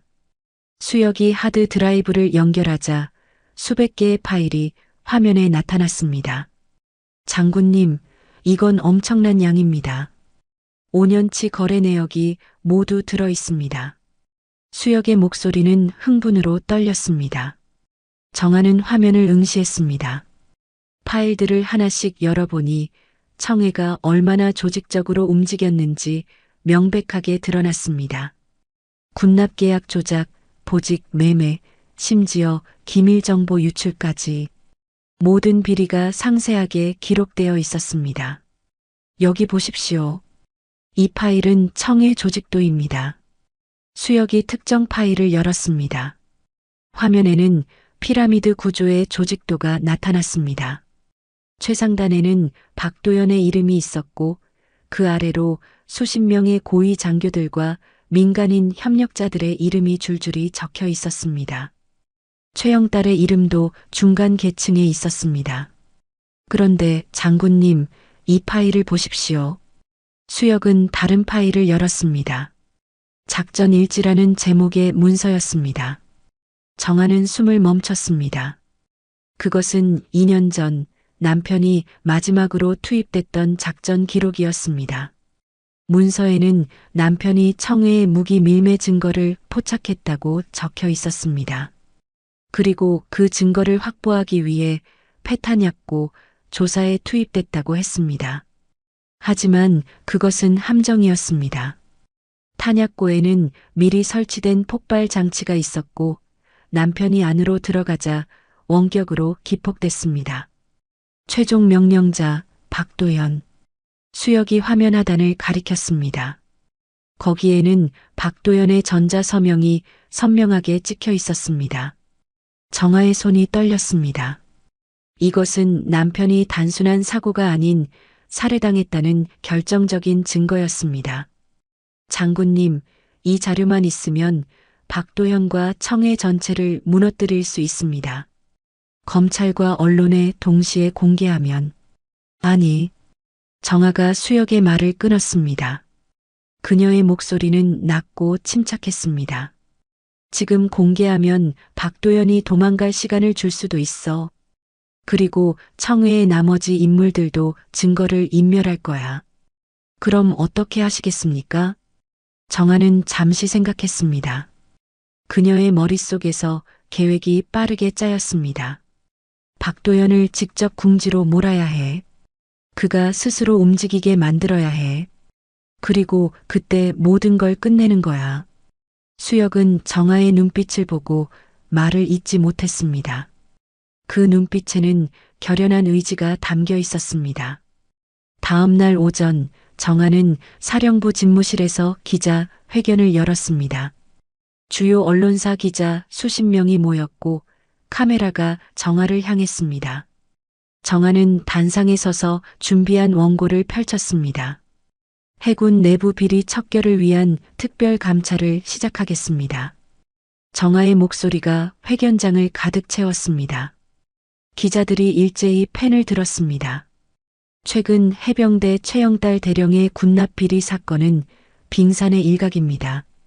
저는 이번 기회에 군 내부의 모든 부정부패를 뿌리 뽑겠습니다. 그 누구도 예외는 없습니다. 정하는 카메라를 똑바로 바라봤습니다. 그녀의 눈빛은 날카로웠습니다. 특히 예비역 인사들이 현역 군인들에게 부당한 영향력을 행사하는 것도 철저히 조사하겠습니다. 군은 국민의 것이지 특정 개인이나 집단의 사유물이 아닙니다. 이 발언은 명백히 박도연을 겨냥한 것이었습니다. 기자들이 웅성거렸고 플래시가 터졌습니다. 정하는 더 이상 말하지 않고 단상을 내려왔습니다. 질문이 쏟아졌지만 정하는 답하지 않고 집무실로 돌아갔습니다. 그날 오후 정하의 예상대로 박도연에게서 연락이 왔습니다. 비서실 대위가 긴급하게 보고했습니다. 장군님, 박도연 전 중장님께서 긴급 면담을 요청하셨습니다. 지금 당장 만나고 싶다고 하십니다. 정하는 미소를 지었습니다. 박도연이 움직이기 시작한 것입니다. 어디서 만나자고? 시내가 아닌 외곽의 장소를 지정하셨습니다. 좌표를 보내셨는데 대위가 주소를 읽었습니다. 정아는 그 주소를 듣고 미간을 찌푸렸습니다. 그곳은 인적이 드문 산속이었습니다. 박도연이 위협을 가하려는 것이 분명했습니다. 알겠네. 오후 3시에 가겠다고 전해. 장군님, 너무 위험한 것 아닙니까? 대위가 걱정스럽게 물었습니다. 정아는 고개를 저었습니다. 괜찮아. 내가 알아서 할게. 대위가 물러나고 정아는 즉시 수혁에게 연락했습니다. 수혁아, 박도연이 나를 외곽으로 불었어. 오후 3시에 만나기로 했어. 너는 헌병 특임대를 대기시켜. 내가 신호를 보내면 즉시 투입해. 알겠습니다, 장군님. 조심하십시오. 오후 2시 정아는 사령부를 나섰습니다. 개인 차량을 몰고 산속으로 향했습니다. 도시를 벗어나자 도로는 좁아졌고 주변은 울창한 숲으로 둘러싸였습니다. 정아는 허리춤에 소형 권총을 차고 있었습니다. 만약의 사태에 대비한 것이었습니다. 30분을 달려 지정된 장소에 도착했습니다. 작은 전망대였습니다. 주차장에는 벌써 검은색 세단 한 대가 서 있었고 전망대 끝에 박도연이 홀로 서 있었습니다. 그는 난간에 기대어 산을 바라보고 있었습니다. 정아는 차에서 내렸습니다. 차문을 닫는 소리에 도연이 고개를 돌렸습니다. 그의 얼굴에는 미소가 없었습니다. 차갑고 냉정한 표정이었습니다. 정아는 천천히 도연에게 걸어갔습니다. 두 사람 사이의 거리가 5미터쯤 됐을 때 정아는 멈췄습니다. 무슨 일로 저를 부르셨습니까, 수장님? 정아의 목소리는 담담했습니다. 도연은 정아를 빤히 바라봤습니다. 윤 중장, 자네 오늘 기자 회견에서 한 말, 그게 무슨 뜻인지 알고 있나? 제 말 그대로입니다. 군 내부 비리를 척결하겠다는 뜻입니다. 자네가 누구를 겨냥하는지 다 알아. 나를 건드리려는 거지? 도연의 목소리가 날카로워졌습니다. 정아는 표정을 바꾸지 않았습니다. 혹시 수장님께서 떳떳하지 못한 일이 있으신 겁니까? 떳떳하지 못한 일? 도연이 비웃었습니다. 그는 주머니에서 담배를 꺼내 입에 물었습니다. 불을 붙이고 한 모금 깊게 빨아들였습니다. 윤 중장, 자네는 아직 이 세계를 모르는군. 군대라는 곳은 원래 그런 곳이야. 힘이 있는 자가 살아남고 약한 자는 짓밟히는 곳이지. 자네 남편도 그걸 몰랐어. 그래서 죽었지. 정아의 눈빛이 변했습니다. 도연이 직접 남편 이야기를 꺼낸 것입니다. 정아의 손이 주먹으로 쥐어졌습니다. 제 남편을 들먹이지 마십시오. 왜? 진실이 두려운가? 자네 남편은 나를 건드리려 했어. 청해를 무너뜨리려 했지. 그래서 제거했어. 간단한 일이었어. 도연이 담배 연기를 내뿜으며 말했습니다. 그의 목소리에는 거리낌이 없었습니다. 오히려 자랑스러워하는 듯 했습니다. 정아의 가슴 속에서 무언가가 폭발했습니다. 분노가, 증오가, 복수심이 한꺼번에 치솟았습니다. 하지만 정아는 참았습니다. 아직 때가 아니었습니다. 그래서 저도 제거하시려는 겁니까? 정아가 차갑게 물었습니다. 도연은 담배를 바닥에 던지고 발로 밟았습니다. 제거? 아니, 아직은 아니야. 자네에게 마지막 기회를 주려고 이 자리를 마련했어. 조용히 물러나. 사령관직을 내려놓고 전역해. 그러면 자네 가족은 안전할 거야. 제 가족이요? 정아의 얼굴이 굳어졌습니다. 도연이 비열한 미소를 지었습니다. 자네 어머니 말일세. 혼자 사시지? 평화로운 노후를 보내시는데 그게 깨지면 안 되지 않겠나? 위협이었습니다. 명백한 위협이었습니다. 정아의 심장이 빠르게 뛰었습니다. 어머니, 정아에게 남은 유일한 가족이었습니다. 도연이 어머니를 건드릴 수도 있다는 생각에 정하는 순간 당황했습니다. 하지만 정하는 곧 침착함을 되찾았습니다. 그녀는 도연을 똑바로 바라봤습니다. 협박은 그만하십시오. 저는 물러서지 않습니다. 그래. 도연의 표정이 차갑게 변했습니다.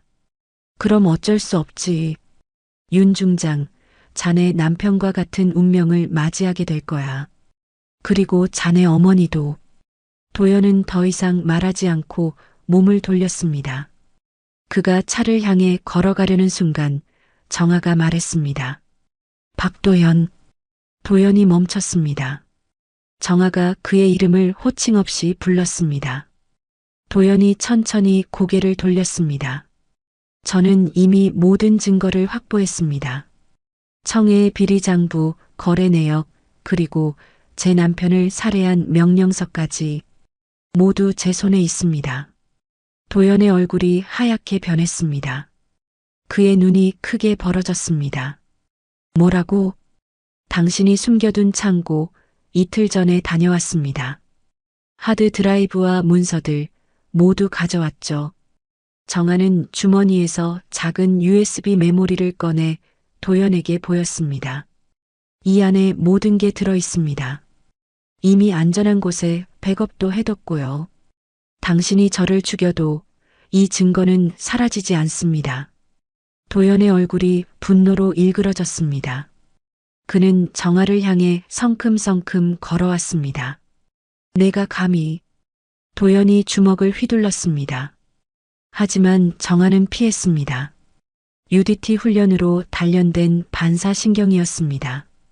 정아는 도연의 팔을 붙잡고 비틀었습니다. 도연이 비명을 지르며 무릎을 꿇었습니다. 움직이지 마십시오. 저항하면 팔이 부러집니다. 정아의 목소리는 냉혹했습니다. 도연은 고통으로 이를 갈았습니다. 내가 이길 수 있을 것 같아? 청해는 나 혼자가 아니야. 더 큰 세력이 있어. 알고 있습니다. 하지만 당신이 무너지면 그들도 무너집니다. 정아는 핸드폰을 꺼내 수혁에게 신호를 보냈습니다.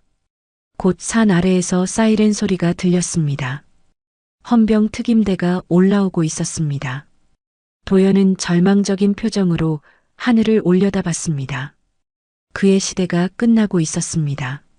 하지만 바로 그때 도연의 핸드폰이 울렸습니다. 정아는 도연의 주머니에서 핸드폰을 꺼냈습니다. 화면에는 임무 완료라는 메시지가 떠 있었습니다.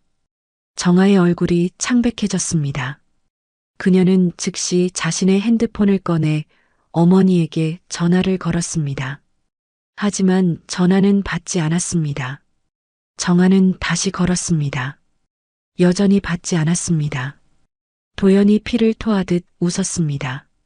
늦었어, 윤 중장. 내가 여기 온 동안 내 사람들이 내 어머니를 데려갔어. 지금쯤 내 별장에 계실 거야. 정아는 도연의 멱살을 잡았습니다. 어디야? 어머니가 어디 있어? 알고 싶으면 무릎 꿇고 빌어. 그 증거들을 모두 없애고 나를 풀어줘. 그러면 내 어머니를 돌려줄게. 정아의 손이 떨렸습니다. 분노와 공포가 뒤섞였습니다. 하지만 정아는 도연을 놓지 않았습니다. 바로 그때 헌병 특임대가 도착했습니다. 수혁이 차에서 내려 달려왔습니다. 장군님, 정아는 도연을 헌병들에게 넘겼습니다. 이자를 긴급 구속해. 살인 교사 및 납치 협의로. 알겠습니다. 헌병들이 도연에게 수갑을 채웠습니다. 도연은 끌려가면서도 정아를 향해 소리쳤습니다. 내 어머니를 다시 보고 싶으면 날 풀어줘. 정아는 도연을 보지 않았습니다. 그녀는 수혁을 향해 돌아섰습니다. 수혁아, 박도연 소유의 별장 위치 전부 추적해. 지금 당장. 알겠습니다. 정아는 차를 향해 뛰었습니다. 어머니를 구해야 했습니다. 어떤 대가를 치르더라도. 정아는 차를 몰아 미친 듯이 달렸습니다. 수혁이 추적한 박도연의 별장 위치는 산속 깊은 곳이었습니다. 내비게이션이 목적지까지 1시간 반이라고 알려줬지만 정아는 그보다 빠르게 달렸습니다. 가속 페달을 끝까지 밟았고 커브길을 아슬아슬하게 돌았습니다. 정아의 머릿속에는 어머니의 얼굴만 떠올랐습니다. 65살의 어머니는 남편을 잃은 뒤 딸인 정아만 믿고 살아왔습니다. 정아가 군에 있는 동안 혼자 집을 지키며 기다려주셨습니다. 그런 어머니를 위험에 빠뜨렸습니다. 정아의 가슴이 찢어지는 것 같았습니다. 제발 무사하셔야 해. 정아는 중얼거렸습니다. 핸들을 쥔 손에 힘이 들어갔습니다. 손마디가 하얗게 질렸습니다. 1시간을 달려 산길로 접어들었습니다. 좁은 비포장도로였고 차체가 심하게 흔들렸습니다. 정아는 속도를 줄이지 않았습니다. 나뭇가지가 차창을 긁었지만 정아는 신경 쓰지 않았습니다. 10분을 더 달려 별장이 보였습니다. 숲속에 자리 잡은 2층 건물이었습니다. 불빛이 켜져 있었고 정문 앞에는 검은색 SUV 2대가 주차되어 있었습니다. 정아는 별장에서 200m 떨어진 곳에 차를 세웠습니다. 정아는 차에서 내려 트렁크를 열었습니다. 안에는 UDT 전술 장비가 담긴 가방이 있었습니다. 정아는 재빨리 전술 조끼를 입었습니다. 허리춤에 권총을 차고 예비 탄창을 주머니에 넣었습니다. 그리고 특수 나이프를 허벅지에 고정했습니다. 정아는 숲속으로 조용히 들어갔습니다. 어둠이 짙었지만 정아의 눈은 어둠에 익숙했습니다. UDT 야간 훈련으로 단련된 감각이었습니다. 정아는 소리 없이 별장을 향해 다가갔습니다. 별장 주변을 정찰했습니다. 정문과 뒷문에 각각 경비원 1명씩 서 있었습니다. 모두 권총으로 무장하고 있었습니다. 정아는 뒷문 쪽으로 돌아갔습니다. 경비원은 담배를 피우며 하늘을 올려다보고 있었습니다. 정아는 경비원의 뒤로 조용히 접근했습니다. 낙엽을 밟지 않도록 조심하며 한 걸음씩 다가갔습니다. 3m, 2m, 1m. 경비원은 정아의 존재를 전혀 눈치채지 못했습니다. 정아가 움직였습니다. UDT 근접 전투 기술이 발동했습니다. 정아는 경비원의 목을 팔로 감싸며 기도를 압박했습니다. 경비원은 소리 한 번 지르지 못하고 기절했습니다. 정아는 경비원을 조용히 풀숲에 눕혔습니다. 정문 쪽 경비원도 제압해야 했습니다. 정아는 별장 옆을 따라 조심스럽게 이동했습니다. 정문 경비원은 핸드폰을 보며 무언가를 확인하고 있었습니다. 정아는 작은 돌을 주워 반대편 숲속으로 던졌습니다. 돌이 나뭇가지에 부딪히며 소리를 냈습니다. 경비원이 고개를 돌렸습니다. 그는 권총을 빼들고 소리가 난 쪽으로 걸어갔습니다. 정아는 그 틈을 노려 별장 현관으로 다가갔습니다. 그리고 경비원이 돌아오기 전에 현관문을 열고 안으로 들어갔습니다. 별장 내부는 조용했습니다. 거실에는 가구들이 제대로 배치되어 있었고 벽난로에는 불이 타고 있었습니다. 하지만 사람은 보이지 않았습니다. 정아는 권총을 빼들고 조심스럽게 2층으로 올라가는 계단을 향했습니다. 계단을 한 칸씩 밟으며 올라갔습니다. 나무 계단이 삐걱거렸지만 정아는 최대한 조용히 움직였습니다. 2층 복도에 도착하자 여러 개의 방문이 보였습니다. 정아는 문을 하나씩 확인했습니다. 첫 번째 방은 비어 있었습니다. 두 번째 방도 마찬가지였습니다. 세 번째 방문 앞에 섰을 때 정아는 안에서 소리가 들리는 것을 알아챘습니다. 작은 신음소리였습니다. 정아는 문손잡이를 천천히 돌렸습니다. 문이 열렸습니다. 방 안에는 의자에 묶인 채 입에 재갈이 물린 노부인이 있었습니다. 정아의 어머니, 장애인 여사였습니다. 엄마. 정아는 낮게 외치며 어머니에게 달려갔습니다. 어머니의 눈이 커졌고 눈물이 흘러내렸습니다. 정아는 재빨리 재갈을 풀고 묶인 밧줄을 잘랐습니다. 정아야. 어머니가 떨리는 목소리로 말했습니다. 정아는 어머니를 꼭 껴안았습니다. 괜찮으세요? 다치신 데는 없으세요? 괜찮아, 괜찮아. 내가 와줘서 다행이야. 어머니가 정아의 등을 쓰다듬었습니다. 하지만 그 순간 방문이 벌컥 열렸습니다. 검은 옷을 입은 남자 셋이 권총을 들고 들어섰습니다. 움직이지 마. 정아는 어머니를 자신의 뒤로 밀어냈습니다. 그리고 권총을 들어 남자들을 겨눴습니다. 긴장감이 방 안을 가득 채웠습니다. 정아와 남자들의 총구가 서로를 향했습니다. 총을 내려놓으시죠, 중장님. 아니면 어머니가 다치실 겁니다. 남자 중 하나가 말했습니다. 그는 30대 중반으로 보였고 목소리는 차갑고 냉정했습니다. 너희가 먼저 내려놓아. 그럼 생각해 볼게. 정아의 목소리도 차가웠습니다. 남자들은 웃었습니다. 중장님, 상황 파악을 못하시는 것 같은데요. 여긴 우리가 셋이고 당신은 혼자입니다. 게다가 어머니까지 지켜야 하죠. 남자의 말이 맞았습니다. 정아는 불리했습니다. 하지만 정아는 물러설 생각이 없었습니다. 내가 총을 내려놓으면 우리 둘 다 죽는 거 아니야? 그럴 바엔 차라리.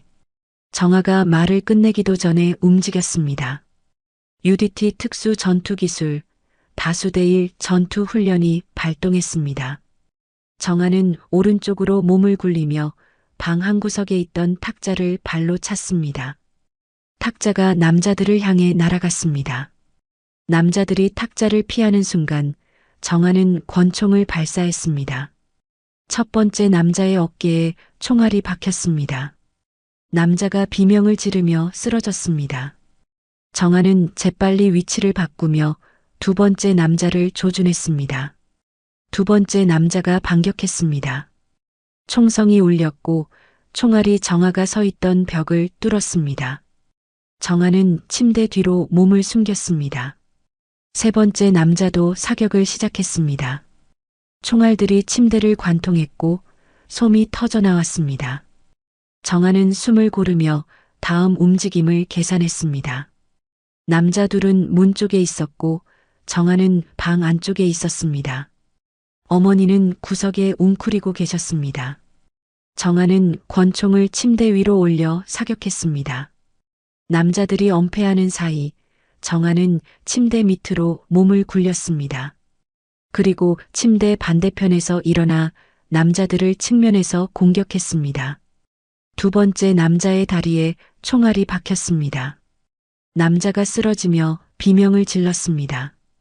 세 번째 남자가 정아를 향해 총을 겨눴지만 정아가 더 빨랐습니다. 정아의 총알이 남자의 손을 맞췄습니다. 권총이 바닥에 떨어졌습니다. 정아는 세 번째 남자에게 달려가 발로 가슴을 찼습니다. 남자가 벽에 부딪히며 기절했습니다. 전투는 30초 만에 끝났습니다. 정아는 거칠게 숨을 몰아쉬며 방을 확인했습니다. 세 남자 모두 무력화됐습니다. 정아는 권총을 내리고 어머니에게 달려갔습니다. 엄마, 괜찮으세요? 괜찮아, 괜찮아. 내가 다친 데는 없니? 어머니가 정아의 얼굴을 살폈습니다. 정아는 고개를 저었습니다. 저는 괜찮아요. 어서 나가야 해요. 정아는 어머니의 손을 잡고 방을 나섰습니다. 복도를 지나 계단을 내려갔습니다. 하지만 거실에 도착했을 때 정아는 멈췄습니다. 거실 소파에 한 남자가 앉아 있었습니다. 50대 초반으로 보이는 남자였고 양복을 말끔하게 차려입고 있었습니다. 그의 옆에는 무장한 경호원 둘이 서 있었습니다. 윤 중장님, 반갑습니다. 남자가 일어서며 말했습니다. 그의 목소리는 차분했지만 눈빛은 냉혹했습니다. 당신은 누구죠? 정아가 물었습니다. 남자는 미소를 지었습니다. 저는 박도연 수장의 오른팔이었던 사람입니다. 제 이름은 중요하지 않습니다. 중요한 건 중장님께서 우리 조직을 너무 많이 건드리셨다는 겁니다. 남자가 손을 들었습니다. 경호원들이 권총을 들어 정아와 어머니를 겨눴습니다. 총을 내려놓으십시오. 그럼 어머니는 무사히 보내드리겠습니다. 정아는 남자를 노려봤습니다. 하지만 상황은 불리했습니다. 경호원 둘은 프로였고 거리도 멀었습니다. 정아가 총을 쏘기 전에 어머니가 다칠 수 있었습니다. 정아는 천천히 권총을 바닥에 내려놓았습니다. 남자가 만족스럽게 고개를 끄덕였습니다. 현명한 선택입니다. 남자가 경호원에게 눈짓했습니다. 경호원 하나가 정아에게 다가와 수갑을 채우려 했습니다. 하지만 바로 그때 밖에서 사이렌 소리가 들렸습니다. 헬기 소리도 들렸습니다. 남자의 얼굴이 굳어졌습니다. 그는 창밖을 봤습니다. 멀리서 헤드라이트 불빛이 여러 개 다가오고 있었습니다. 헌병 특임대다. 경호원이 외쳤습니다. 남자는 이를 갈았습니다. 철수한다. 남자와 경호원들이 뒷문을 향해 뛰었습니다. 정아는 바닥에 떨어진 권총을 집어들었습니다. 하지만 쫓아가지 않았습니다. 어머니를 지키는 것이 우선이었습니다. 정문이 벌컥 열리며 헌병들이 진입했습니다. 수혁이 그들을 이끌고 들어왔습니다. 장군님, 수혁이 달려왔습니다. 정아는 어머니를 수혁에게 맡겼습니다. 수혁아, 우리 어머니 좀 부탁해. 나는 위층 부상자들 확인할게. 알겠습니다. 정아는 다시 2층으로 올라갔습니다.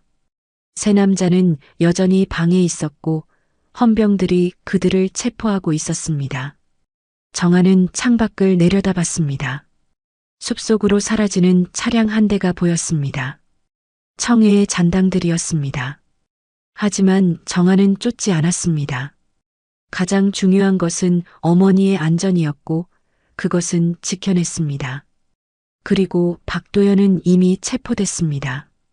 청해의 수장이 무너졌으니 나머지는 시간 문제였습니다. 정아는 아래층으로 내려갔습니다. 어머니는 구급대원의 검진을 받고 있었습니다. 정아는 어머니 옆에 앉았습니다. 어머니가 정아의 손을 잡았습니다. 고생했구나, 우리 딸. 아니에요, 엄마. 제가 엄마를 위험에 빠뜨렸어요. 아니야. 내가 나를 구했잖니. 내 아버지가 살아계셨다면 정말 자랑스러워 하셨을 거야. 정아의 눈에 눈물이 맺혔습니다. 어머니를 꼭 껴안았습니다. 긴 전쟁이 끝나가고 있었습니다. 밤하늘에 별이 빛나고 있었습니다. 정아는 별을 올려다봤습니다. 저 별들 중 하나에 남편이 있을 것 같았습니다. 정아는 남편에게 말했습니다. 임무 거의 완수했어요. 조금만 더 기다려주세요. 별빛이 반짝이며 대답하는 것 같았습니다. 박도연을 체포한 지 사흘 후 정아는 수혁과 함께 확보한 모든 증거를 검찰과 언론에 동시에 공개했습니다. 청해의 비리장부, 거래 내역, 조직도, 그리고 남편 살해 명령서까지 모든 것이 세상에 드러났습니다. 그날 저녁 모든 방송국이 특보를 내보냈습니다. 군 내부 최대 규모 비리 조직이 적발됐다는 뉴스가 대한민국을 뒤흔들었습니다. 박도연을 포함한 청해 핵심 인물 30여 명이 일제히 구속됐습니다. 현역 장교 10여 명도 긴급 체포됐고 관련 민간인 사업가들도 수사망에 올랐습니다. 정아는 사령부 집무실에서 뉴스를 지켜봤습니다. 화면에는 수갑을 찬 박도연이 검찰청으로 압송되는 모습이 나왔습니다. 도연은 고개를 숙인 채 기자들의 질문을 외면했습니다. 한때 해군을 주무르던 권력자의 초라한 최후였습니다. 정아는 텔레비전을 껐습니다. 그리고 책상 서랍에서 남편의 사진을 꺼냈습니다. 사진 속 남편은 여전히 환하게 웃고 있었습니다. 당신의 명예를 되찾았어요. 이제 편히 쉬세요. 정아는 사진에 대고 속삭였습니다. 그녀의 목소리는 떨렸지만 얼굴에는 미소가 떠올랐습니다. 2년간의 긴 싸움이 끝났습니다. 다음 날 국방부 장관이 직접 정아를 찾아왔습니다. 60살의 장관은 정아의 집무실로 들어서며 경례를 했습니다. 윤 중장, 정말 수고 많았네. 장관의 목소리는 진심 어린 감사로 가득했습니다. 정아는 답례를 하고 장관을 맞이했습니다. 제 임무였을 뿐입니다. 아니야. 자네가 아니었으면 이 부패의 뿌리를 뽑을 수 없었어. 군은 자네에게 큰 빚을 졌네. 장관은 서류 봉투를 정아에게 건넸습니다. 이것은 자네 남편분의 순직 기록을 정정한 문서야. 이제부터 남편분은 임무 수행 중 순직이 아닌 국가를 위해 헌신하다 살해당한 영웅으로 기록될 거야. 그리고 이달 말 현충원에서 추서식이 열릴 예정이네. 정아는 서류를 받아들었습니다. 손이 떨렸습니다. 남편의 이름이 새롭게 기록된 문서를 보자 눈물이 쏟아질 것 같았습니다. 하지만 정아는 참았습니다. 장관 앞에서 눈물을 보일 수는 없었습니다. 감사합니다, 장관님. 그리고 하나 더. 자네에게 훈장을 수여하려고 하네. 자네의 공로를 국가가 인정하는 거야. 정아는 고개를 저었습니다. 훈장은 사양하겠습니다. 저는 제 임무를 했을 뿐입니다. 그리고 장관님. 정아는 잠시 망설이다가 말을 이었습니다. 저는 전역하려고 합니다. 장관의 얼굴이 놀라움으로 굳어졌습니다. 전역? 왜? 자네는 이제 해군의 미래야. 계속 복무하며 개혁을 이끌어야 하지 않나? 정아는 창밖을 바라봤습니다. 바다가 보였습니다. 파도가 부서지고 햇살이 반짝이고 있었습니다.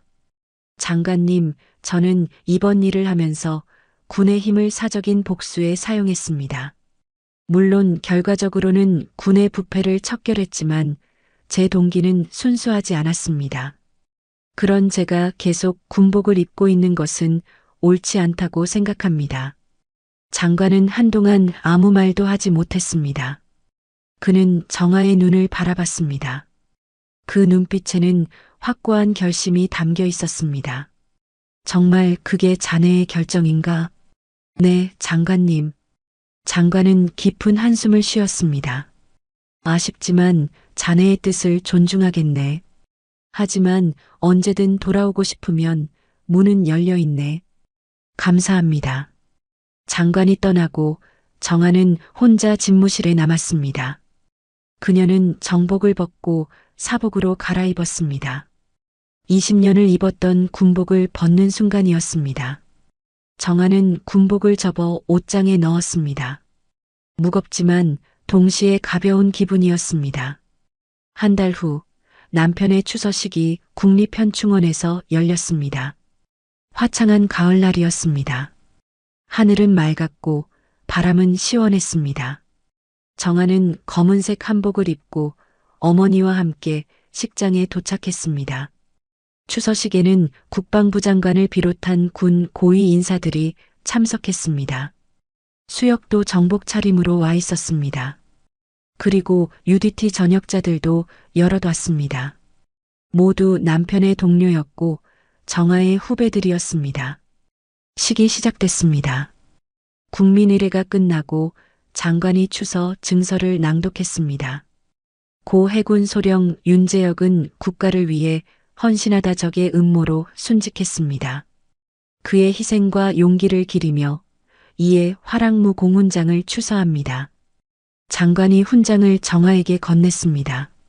정아는 두 손으로 받았습니다. 훈장은 무거웠습니다. 하지만 그 무게는 남편의 명예가 되찾은 무게였습니다. 정아는 남편의 묘비 앞으로 걸어갔습니다. 묘비에는 남편의 이름과 계급이 새겨져 있었고 그 아래에는 국가를 위해 헌신한 영웅이라는 문구가 새로 추가되어 있었습니다. 정아는 묘비 앞에 무릎을 꿇었습니다.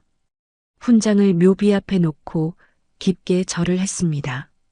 여보, 당신의 명예를 되찾았어요. 이제 편히 쉬세요. 그리고 저도 이제 군복을 벗었어요. 이제부터는 당신이 하지 못한 일들을 제가 대신 할게요. 후배들을 가르치고 정의로운 사회를 만드는데 힘을 보탤게요. 정아의 눈에서 눈물이 흘러내렸습니다. 하지만 슬픔의 눈물은 아니었습니다. 그것은 안도의 눈물이었고 새로운 시작을 다짐하는 눈물이었습니다. 식이 끝나고 정아는 수혁과 UDT 후배들을 만났습니다. 그들은 정아를 둘러싸고 격려의 말을 건넸습니다. 장군님, 아니 정아 선배님, 정말 수고 많으셨습니다. 37살의 강태현 대위가 말했습니다. 그는 UDT 현역 팀장이었고 정아의 오랜 후배였습니다. 고생한 건 너희들이야. 앞으로 UDT를 잘 이끌어줘. 선배님, 전역하신 후에 뭐 하실 계획이십니까? 35살의 조이건 중령이 물었습니다. 정아는 미소를 지었습니다. UDT 전역자들을 위한 교육센터를 만들려고 해. 전역 후에도 그들이 사회에 잘 적응할 수 있도록 돕고 후배들에게 전술을 가르치는 거지. 너희들도 나중에 전역하면 함께하자. 후배들이 환하게 웃었습니다. 그거 좋은 생각입니다. 저희도 꼭 도와드리겠습니다. 정아는 후배들과 악수를 나누고 헤어졌습니다. 그리고 어머니와 함께 주차장으로 향했습니다. 차에 오르며 정아는 현충원을 돌아봤습니다. 수많은 묘비들이 햇살을 받아 빛나고 있었습니다. 엄마, 이제 집에 가요. 그래, 집에 가자. 차가 출발했습니다. 정아는 창밖을 바라봤습니다. 거리는 평화로워 보였습니다. 사람들이 웃으며 걸어가고 아이들이 공원에서 뛰놀고 있었습니다. 정아가 지키려 했던 일상이었습니다.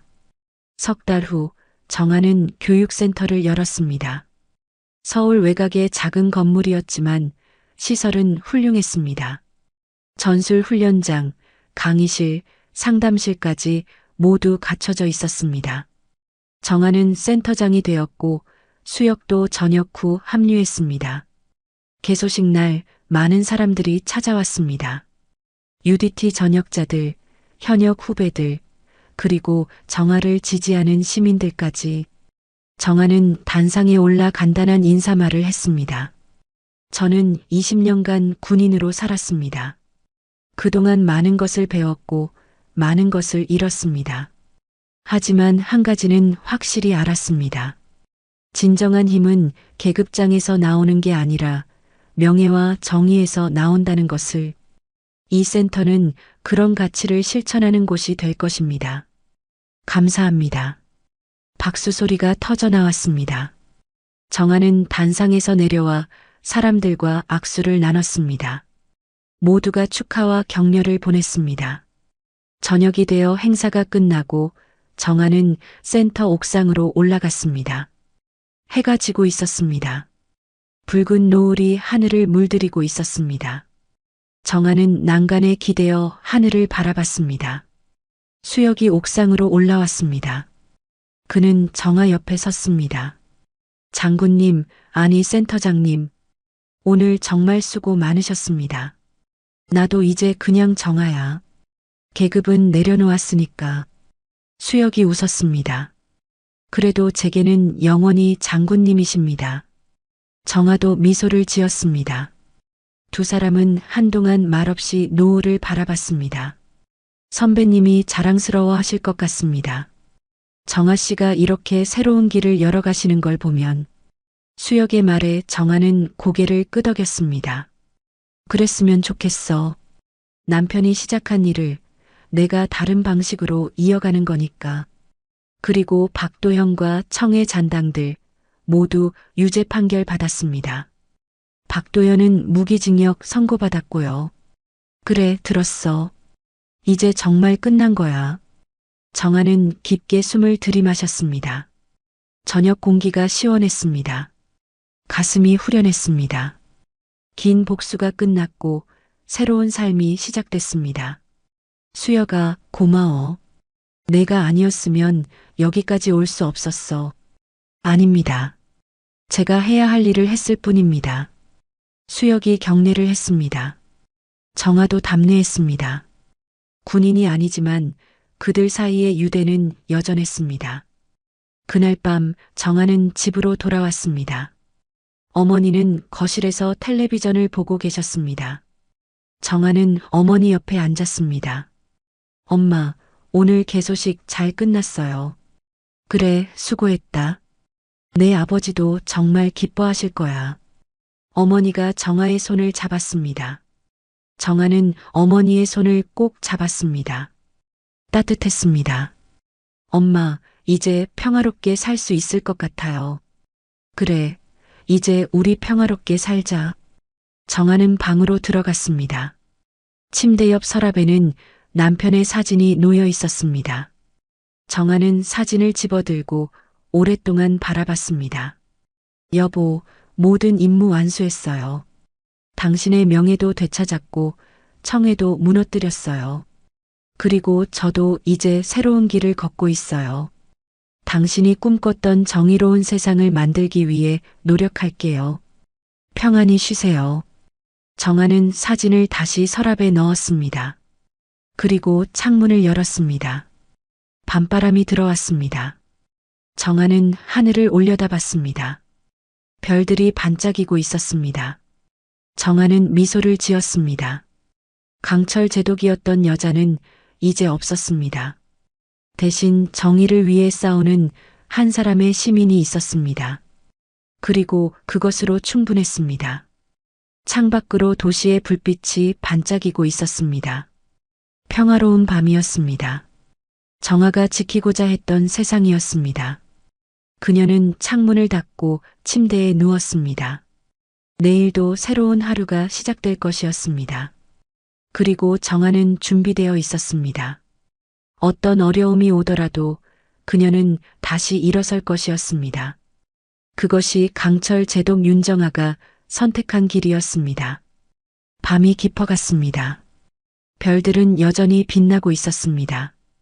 그리고 그 별빛 아래 한 여자가 평화롭게 잠들고 있었습니다. 긴 전쟁이 끝난 밤이었습니다. 때로는 정의를 위해 모든 것을 걸어야 하는 순간이 옵니다. 여러분 주변에도 혹시 부당함에 맞서 싸우는 분이 계신가요? 아니면 여러분 자신이 그런 선택의 기로에 서 계신가요? 강철 같은 의지로 명예를 되찾은 한 여자의 복수, 그리고 그 끝에서 선택한 새로운 시작이 여러분 가슴에 작은 울림으로 남았기를 바랍니다. 여러분의 이야기도 들려주세요. 여러분의 사연을 기다리겠습니다.